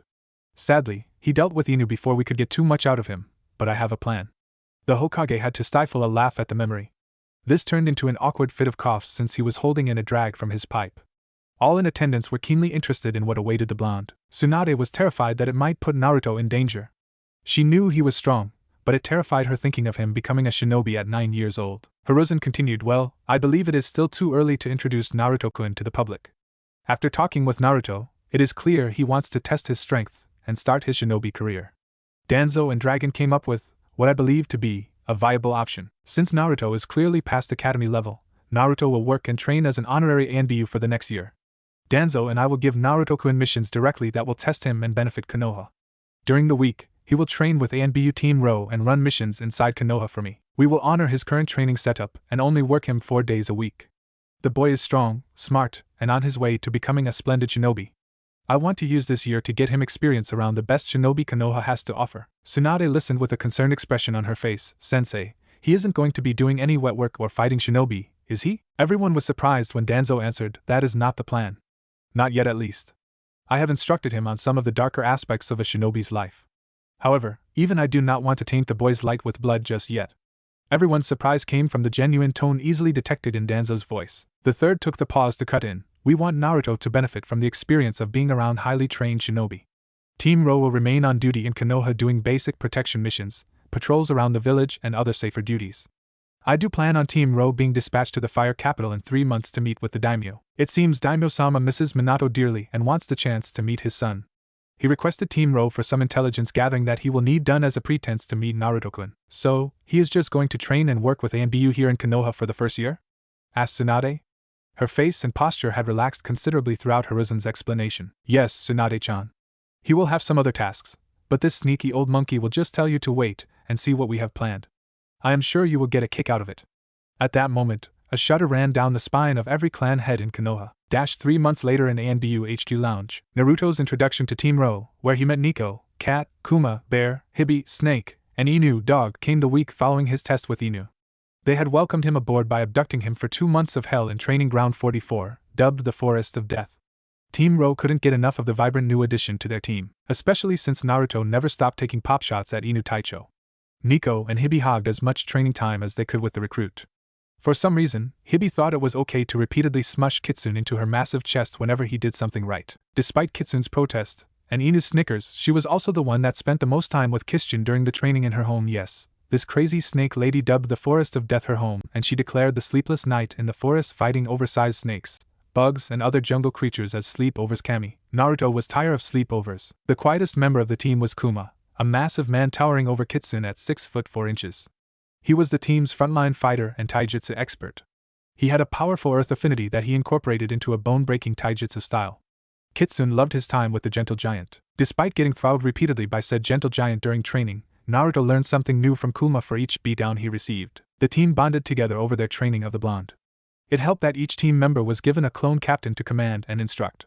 The real Naruto would train with one team member each day and then run off into the forest on some mission that Hibi or Inu would give him. Missions like hunting big-ass boars or oversized bears, collecting venom from the giant 8-legged denizens of the forest, scavenging for herbs and spices that could be used to patch his wounds and make dinner tastier. Kitsune swore that almost every mission was him being this sadistic team's grocery boy, although it was great experience. After 2 months, Naruto had grown into his place in the team. He enjoyed the unique camaraderie that being a 9-year-old Anbu brought. In turn, his team enjoyed the break from shitty S-ranked missions that would rob them of sleep for days at a time. They really enjoyed the energy and light that Kitsune brought into the team dynamic. Currently, 3 months into his ANBU career, raucous laughter could be heard throughout the ANBU headquarters. It was all coming from the ANBU lounge where a tiny, blonde Kitsune-masked ANBU was recounting his latest conquest. Many veteran ANBU would come up and slap him on the back. Some of the newer recruits would get on their knees and bow to him in mock worship. Hibi was the one laughing the loudest and saying, "That's my Gaki." He did this solo. She was also trying to make a quick buck by selling copies of the pictures. This wouldn't go over so well with the Hyuga clan elders if they ever found out. Over the last week, Operative Kitsune had infiltrated and pranked 3 of the head clans of Konoha, Uchiha, Inuzuka and Hyuga. These were the special missions that Danzo and the Hokage had assigned him. Danzo taught Naruto to observe his targets and strike them where it hurt the most, all from the shadows. Kitsune conducted these missions with his mask off. The Hokage didn't want it to be associated with ANBU lest Naruto got caught. Naruto's mission directly from the Hokage was to attempt to infiltrate the clan compounds and retrieve an item or information that would be damaging if an enemy shinobi were able to find it. Danzo's addition to the mission, a bonus task if you will, was to prank each clan in the way it would hurt their pride the most and spur them to take action.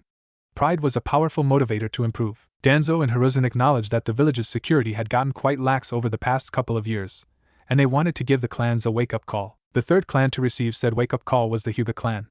Naruto felt guilty about this one. He knew a lot about the Hyuga and didn't want to betray the trust Hiashi, Hizashi, Hitomi and Hinata had shown him. However, Naruto did have a score to settle with the clan elders. Naruto had infiltrated the clan compound, put alarm seals on every wall of the main house. On the floor were paint traps that painted their victim pink. On each door was a flash tag of Naruto's own making. Naruto only targeted the main house for this, as an olive branch to Neji. Kitsune accomplished his main task by acquiring a scroll on the Gentle Fist. Therefore, it was time to play. When Kitsune activated 40 alarm seals in the Hyuga main house, the whole village heard it. Every member of the main house, sans the previously named members, woke up, jumped out of bed and was painted pink. The seals Naruto placed were located at the bedside of each Hyuga clan member.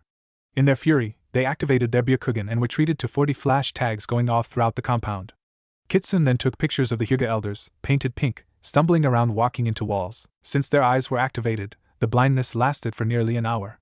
This was the biggest blow to Hyuga pride in clan history. Kitsune left the Gentle Fist scroll, a sorry letter and a full report on how he infiltrated the Hyuga compound on the Hokage's desk. An hour and a half later, an enraged Hiashi roared into the Hokage's office, trailed by a bemused Hizashi. Both had an inkling of who had done this, but no proof. When they entered the Hokage's office and saw their clan scrolls sitting on his desk, they confirmed their suspicions. "Ah, Hiashi. I was expecting you. I suppose it is time to tell you that I have commissioned a security expert to test our clan's security systems." It would seem that said operative made quite a fuss at the Hyuga compound. Chuckled out a highly amused Hiruzen Sarutobi. Slight giggles could be heard from the corners where the Hokage's ANBU detail was hidden. "Hokage-sama, are you telling me that you approved of the actions taken against my clan?" Now Hiashi Dano, no real harm was done to your clan. The report submitted to me was quite thorough. Would you care to review it? Said Hiruzen as he handed the report and pictures to the Hyuga clan head. Hiashi saw the pictures and was initially filled with rage. Then he read the report and was forced to add some humility into his posture. By then end, Hiashi had to chew on and swallow multiple servings of humble pie. Hizashi was reading over his brother's shoulder. His face began to redden, and his cheeks bulged as he struggled to keep in the laughter that he wanted to let out. Hizashi couldn't confirm it, not that he would want to if he could, but he had a significant inkling to give Naruto a gift the next time he trained him. In Hayashi's hands was a veritable goldmine of blackmail on all the clan elders that made Hayashi's life so damn difficult. In fact, Hiashi noticed that all of the pictures were Hyuga elders. Most of the main and branch houses had been spared. A smirk crept upon Hayashi's face. With the power of humiliation, the operative gave Hiashi the edge he needed to take back control of the Hyuga elders. Hiruzen watched the emotions flash across Hayashi's face. He knew this was a large, bittersweet pill for him to swallow. When he saw the smirk, he resumed the conversation. Hayashi, these security tests will continue until I see marked improvement. It is safe to assume that similar consequences will be attached to further failures. I am sure your elders will want to prevent such a thing from happening again. Oh, and do keep them from trying to ascertain the identity of my operative. I doubt they would be able to, but I really don't feel like dealing with that headache. Hayashi and Hizashi bowed to the Hokage and said in strong voices, Hi, Hokage-sama. It will be done. Hiruzen chuckled to himself, and the Anbu let out the laughter they had been holding in. Between the chicken incident at the Uchiha police precinct, the Inuzuka dogs humping everything that moved for 3 days straight, and now the pink Hyuga, Kitsune brought so much joy to the Anbu Corps and village as a whole. Dragon appeared beside the Hokage. The Hokage could see the smirk through Dragon's mask by the way it lifted slightly around his chin. Hokage-sama, Kitsune is pure gold. My Corps loves the kid. Not just Team RO, but everyone. Morale has been up since he returned from his camping trip. Over the past 2 weeks, mission success rate increased by 15%. If this continues, I will have to insist on making Naruto a full-time member of the Corps. Hiruzen sighed. Dragon, you know I want Naruto to have whatever semblance of a childhood that is left for him. I understand where you are coming from though. For the remainder of the year, we will stick to the plan. If Kitsune wishes to don the mask full-time after this year, I will talk about it with Jiraiya and Tsunade. They will have the final say. As you wish, Hokage-sama. Dragon replied and then disappeared. Throughout the year, Naruto took breaks from Anbu life by visiting his friends at their clan compounds. Each clan member was sworn to secrecy if they were able to figure out Naruto's lineage. The clan heads were responsible for enforcing this. Nearly 6 months into Naruto's first year in Anbu, his friends and their parents were noticing the absence of their friend. After Inoichi and Ino brought their concerns to the Hokage, Hiruzen ordered Naruto to make the rounds and visit his friends. This weekend, Naruto had set up a picnic for him and his friends. He used the promise of a lower severity prank to the Akimichi to negotiate with Chuza for some top-shelf Akimichi food. The giant of a man rapidly accepted the offer. Naruto's first 2 infiltrations into the Akimichi compound had left his wife and clan in a rather foul mood. For the life of him, he couldn't figure out how Naruto had swapped all their best cuts of meat with broccoli and Brussels sprouts.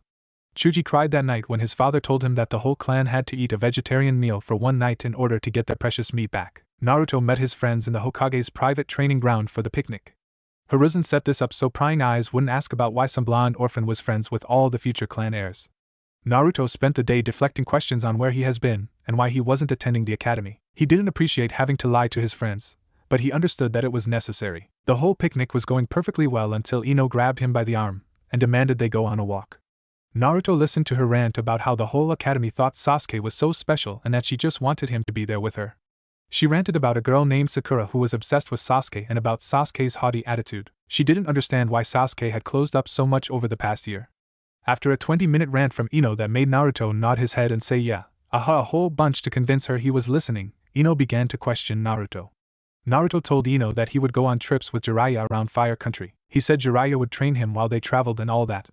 The cover story barely held up to Ino's scrutiny, but she relented so long as Naruto would visit more often. When the two returned to the group, Kiba's crude comments and not-so-subtle innuendos made the pair blush. Nobody noticed Hinata's hands ball into fists, or the calculating gaze of Shikamaru.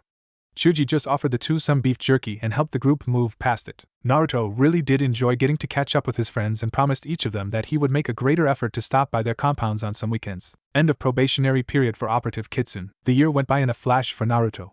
He had very little free time. Even though he only worked actively in ANBU 4 days a week, he still wanted to train outside of the ANBU Corps. Since his week was occupied, Naruto would often send shadow clone captains to various clan heads on the weekends. This let him keep in touch with his friends, although they never knew the clone captains weren't the original Naruto. It took quite some time for Naruto's friends to realize they were all meeting with him individually at the same time over the weekend. In fact, it took them the whole second year at the academy for them to come to this realization. This didn't really bother anyone too much, except Ino. Ino missed Haruto, the affectionate name she gave to Naruto. He made her feel so much better. He would listen to her, tend the flower shop with her, and help her with her problems. It was thanks to Naruto that Ino gave up on the diet fad after her first year at the academy. He told her, "Why diet when you can train instead?" He said it with such certainty and conviction that Ino decided to listen. Now, in her second year, she was keeping up with Hinata and spars and the physical aspects of shinobi life. Inoichi was ever grateful to Naruto for helping break Ino out of a behavior that would have left her helpless when she got out of the academy. Alas, when Ino found out that she had been dealing with a Naruto clone, she insisted that the real Ruto come next week and take her out to dinner, as an apology of course. Naruto showed up not knowing that Ino was treating this as a date, so when he acted casually, she bonked him on the head and made him treat her like a proper lady. Naruto took the cue and grabbed Ino's hand. He took her out to their favorite flower field where they caught up on things. Ino, being the gossip she is, couldn't help but talk about Konoha's devil prankster. It was the talk of the town. Once a week, a clan would get pranked.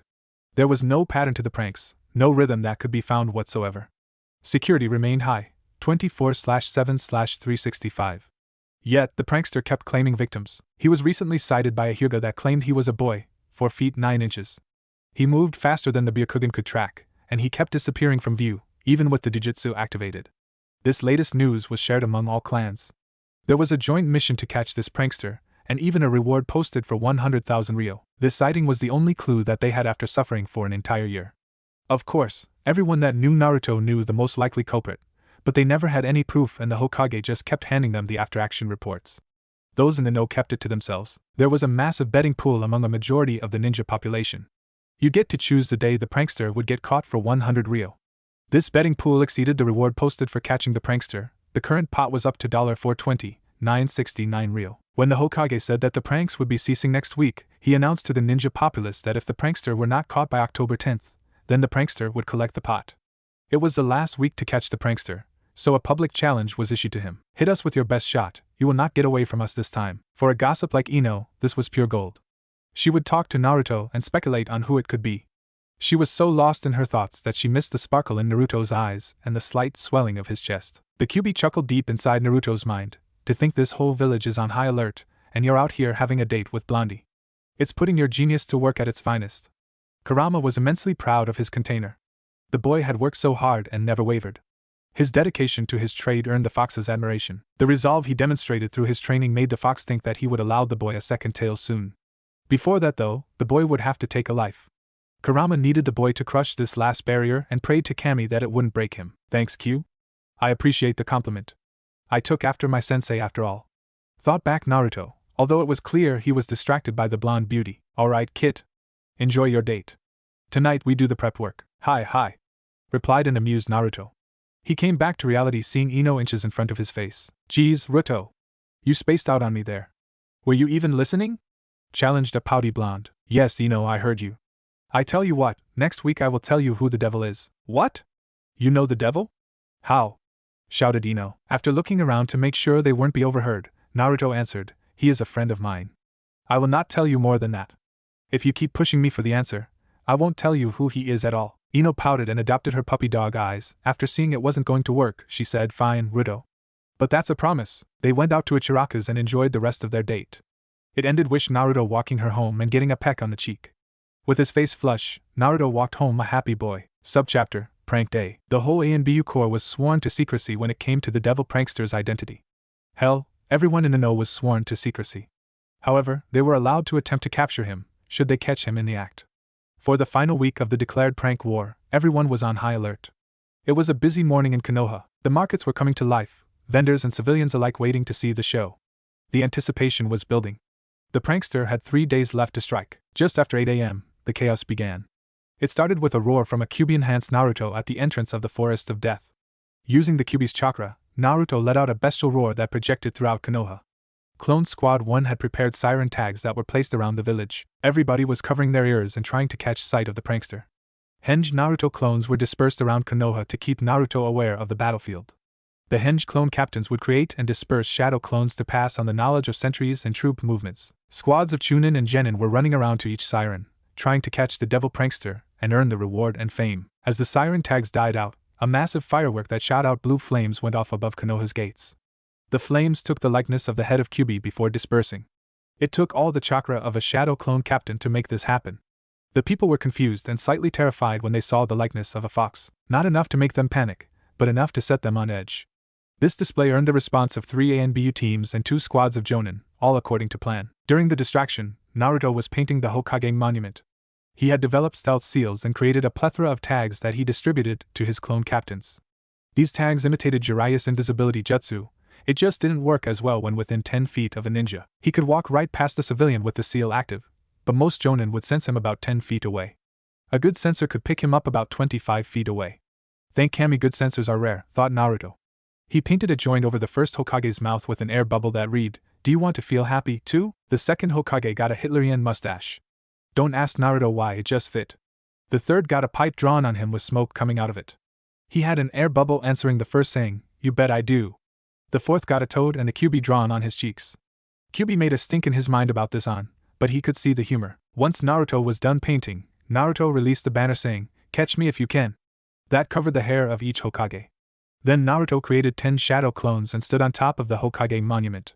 One of the clones jumped of the Hokage monument screaming until it got halfway down. Then it glowed a brilliant blue and exploded after saying, "Clone Explosion Jutsu." The explosion sounded like AM-80 going off and it produced a brilliant blue chakra light. The sound drew the village's attention to the Hokage monument. After a couple seconds, the clones on the end activated the fire style, flamethrower techniques and blew the torrent of flames into the air.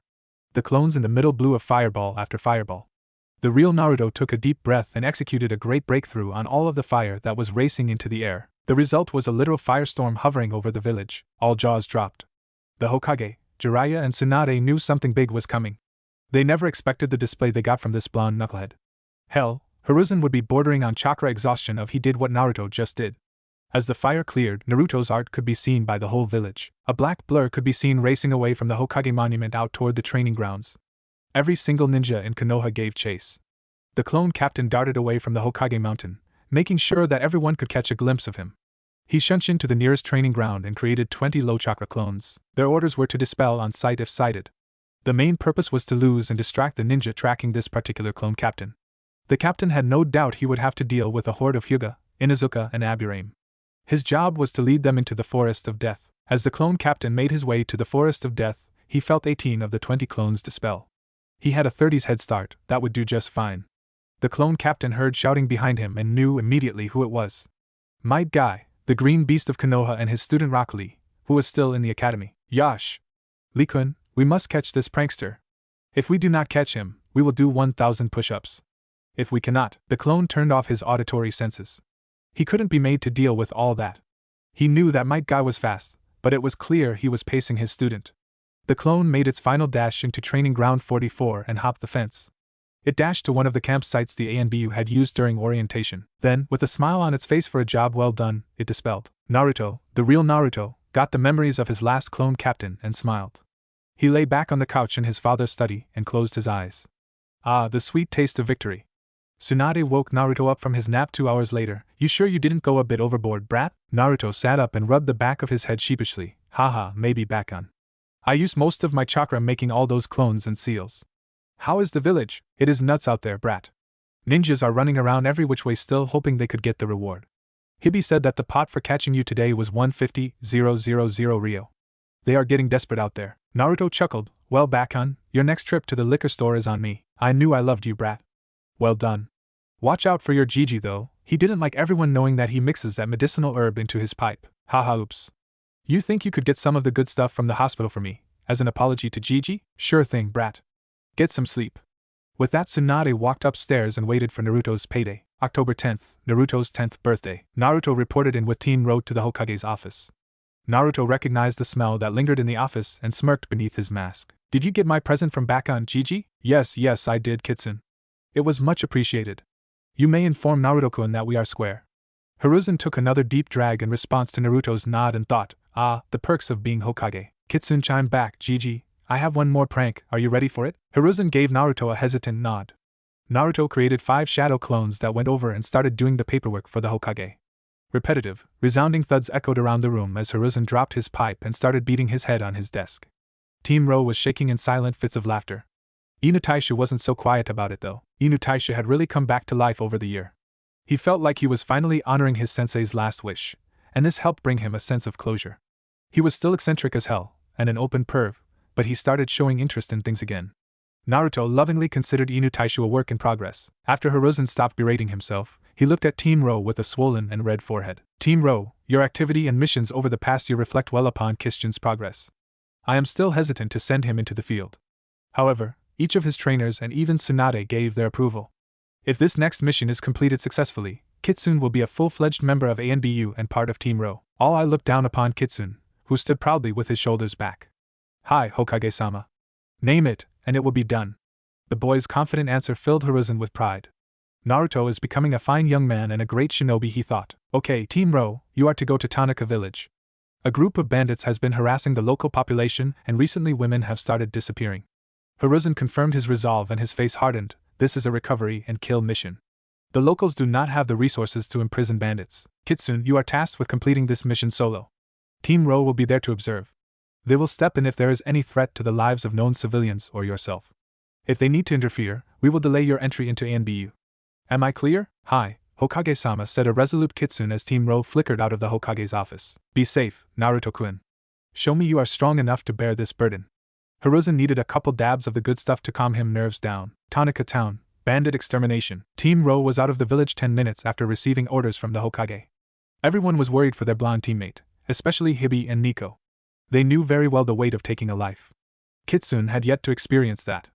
Honestly, what 10-year-old should be forced to take a life? Anyway, the team bounded through the treetops toward Tanaka Town.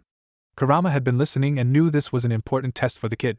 The test was simple: could he take a life and maintain his purity? Or would he give in to his baser instincts and bloodlust? Breaking from his thoughts, Kurama decided to speak up. Hey kid! You going to be able to go through with this? What? Oh yeah? I will be fine, Kurama. I knew it was coming sooner or later. Do you have any advice for me? Replied Naruto through a clearly muddled mind. Listen, kid. This world is harsh. These bandits are evil. Didn't you tell me you dislike anything that would remove control from a sentient being? Well, that's what these bandits are doing to those women and villagers. Kyubi trailed off with that, wanting to see how the boy would take it. Surprisingly, Kurama's words struck a chord with Naruto. An immediate improvement to the weather inside the mindscape let Kurama know that the boy had found his resolve. Just outside of Tanaka Town, Team Ro halted. Naruto created 6 clone captains and assigned them search sectors. Then, Naruto hinged to look like a civilian and approached his point of contact, the town mayor. The mayor noticed a new unknown civilian approaching his office, and was surprised when the civilian walked right in and applied some seal to his office door. Sir, I am a shinobi from the Hidden Leaf answering your mission request. Is there any additional information you can provide? They took 3 more girls last night. The girls are not even teenagers for Kami's sake, replied a destitute mayor. Don't worry, mayor. Be ready to receive the girls tonight. My team has found the bandit camp. I will recover the women and then destroy the bandit camp. Thank you, Shinobi-san. We will be ready for them. Earlier, Clone Team 4 had found the bandit camp and one of its members dispelled, letting the others know. Now, unbeknownst to the bandits, 120 eyes were watching every move in the camp. The clones found the main tent and noticed a big and burly bandit leader. The clones also noted the tent next to that where the women and children were being kept. With his enhanced eyesight and hearing from Kurama, the clones were having a hard time not charging in right there. The despicable thoughts of the bandits, the sound of slapping and crying all heat fuel on the fire that was Naruto's resolve. Kitsune dispelled his clones, then ran over his plan with Team Ro and Kurama. Now, it was time to execute. Naruto created 10 clone captains. 2 clone captains were responsible for retrieval of the women. That would mean he could grab 20 women and Shunshin out of the camp. He only knew of 12 missing women, so that should be more than enough. Clone squads 3 to 10 would surround the bandit camp. Once the women are out, it would be time to light it up. Naruto joined Team 1 and 2 clone captains. They killed the sentries on the south side of the camp with kunai. It wasn't hard, they were immobile targets. Naruto and the clone captains hid the bodies and hinged into their most recent victims. Then they walked toward the tent that held the women captives. The sounds coming from inside the tent were not pretty. And I abhor rape, so I will not elaborate or illustrate this scene. Naruto felt his anger synchronize with Kurama's. The old fox might be a pervert, but it believes rape to be a crime more severe than murder. The 3 Naruto broke their hinge, dashed silently into the tent. The real Naruto slapped a privacy seal on the tent so no sounds could escape. Then Naruto yanked the 5 bandits, that were forcing themselves on the women, off and dragged them to the other side of the tent where he and his clones removed their heads with their wakizashis. The girls screamed for a second, but Naruto was able to hush them. I am a ninja from Konoha. I have been sent here to help you. Is this everyone? He asked when they all calmed down. No, my friend was taken by the big one not even 20 minutes ago. Cried out a frantic girl in her early teens. All the girls were in rough shape. Dirt covered their knees and hands, and their clothing was ripped. Okay, I will go get her. Each of you hold on to one of my clones and they are going to get you out of here, he said as he made the familiar cross shape. 11 clones popped out and grabbed a hold of the women and girls. Naruto removed the privacy seal and then the clones used Shunshin to move the women to the casualty collection point. Naruto crept through the shadows and heard what was happening inside. He could only sense the big man and a girl. He slapped another privacy seal on the tent and snuck in. What he saw made his eyes glow red and turn into feral slits. Kurama's chakra poured out of him and held near his skin in a basic cloak. Naruto's fingernails elongated and his whisker marks darkened. The big bandit felt the ominous shift in the air and turned around. With his pants still down and covered in the girl's blood, the bandit's mini-me was standing up for a few to see. Naruto blurred forward and separated the twigs and berries from the bandit. The man screamed loudly and fell to his knees. Naruto ripped out the man's tongue and cut off his hands. He zipped behind the man and severed his Achilles tendons so he couldn't move. He didn't finish him off though. He knew the clone's barrage would do the job. Instead, he forcibly calmed himself and approached the crying girl. She reeled back from him, not trusting him.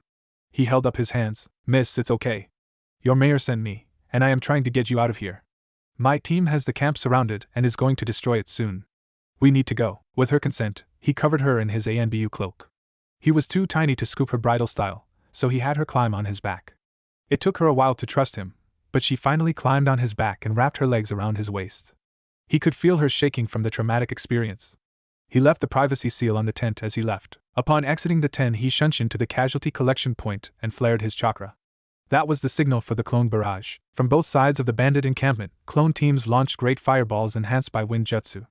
The clones kept the barrage up for 3 minutes. The firestorm that ensued made sure there were no survivors. Just flaming carcasses, melted sword, and ashes of belongings. After their job was done, the clones dispelled. The backlash and visuals of the bandits burning alive hit Kitsune. The whole mission hit Kitsune all at once. He fell onto his knees and puked his guts out. He held it together and didn't freeze. However, as soon as the adrenaline left him, it all came into focus. He had just killed 152 men. It was all him. His eyes went out of focus and he looked off into the woods. The last girl he saved came around to his front, looked him in the eyes and then pulled him into a hug. 2 words pulled Naruto back from the brink. Thank you. You're welcome, he replied in a whisper. He gathered himself together and noticed the bruising and light bleeding that marred the girl's gentle features. He used some basic healing jutsu on the girl. The fresh marks on her face and abdomen faded and she smiled at him. She thanked him again and ran back to the other girls. Hibi and Nico came over and rubbed his back. You did good, Gaki. I know it's hard. Killing should always be hard. It means you're still human, intoned Hibi in a gentle and knowing tone. We are here for you, Kitsune-kun, said Nico, backing up Hibi. Kurama had watched his container. He thought he might lose it there when he went into the last tent, but he brought it under control to help that poor girl. The kid did well, as always. He exceeded my expectations. And he even honored me by incinerating them. Nothing like burning the evil out of this world. It is what the sage made me for. Kurama felt proud when reflecting on his container's actions. He reaches out to his container. Kit, you did well. You didn't hesitate. You didn't lose yourself in the bloodlust. You controlled my power. Most importantly, look at those 12 girls. You saved them and gave them another chance at life. You did that, Kit. This means you also passed my test to work on controlling the second tail. I will leave you with that. Good night, Kit. Thanks, Q. I appreciate it. Get some rest. I will finish up here. Even Naruto's thoughts carried a weak tone with them. Later, in the Hokage's office, Naruto gave the Hokage his mission report. Hiruzen winced when he heard the estimated number of bandits. 150 of them, and he doesn't have a scratch on him. This kid is unbelievable, thought Hiruzen. I guess this means I will have to make him a full Anbu for a while. I still plan on graduating him with the other clan children. That will be a great year for him to make his public introduction. Okay then, I just have to make sure he survives 2 years of Anbu. Easy, right? Hiruzen was completely lost in his train of thought. Kitsune has watched the Hokage's eyes go blank there for a bit. He knew his Gigi didn't want him working in Anbu for real. But I want to protect. I am strong enough, so he needs to let me protect my home, thought Naruto. Team Ro looked on patiently as their Hokage and youngest member lost themselves in thought. Finally, Inu made a coughing sound and brought both of them back to the office. Oh yes. Kitsune-kun. You are now an official member of Team Ro. You may collect your mission reward and your reward money at the bank. I told them it was pay for an extended mission. Do enjoy. You have the next 3 days off, and then Team Ro will commence working as a full-time Anbu squad again. Hi, Hokage-sama, replied Team Ro, confirming their orders.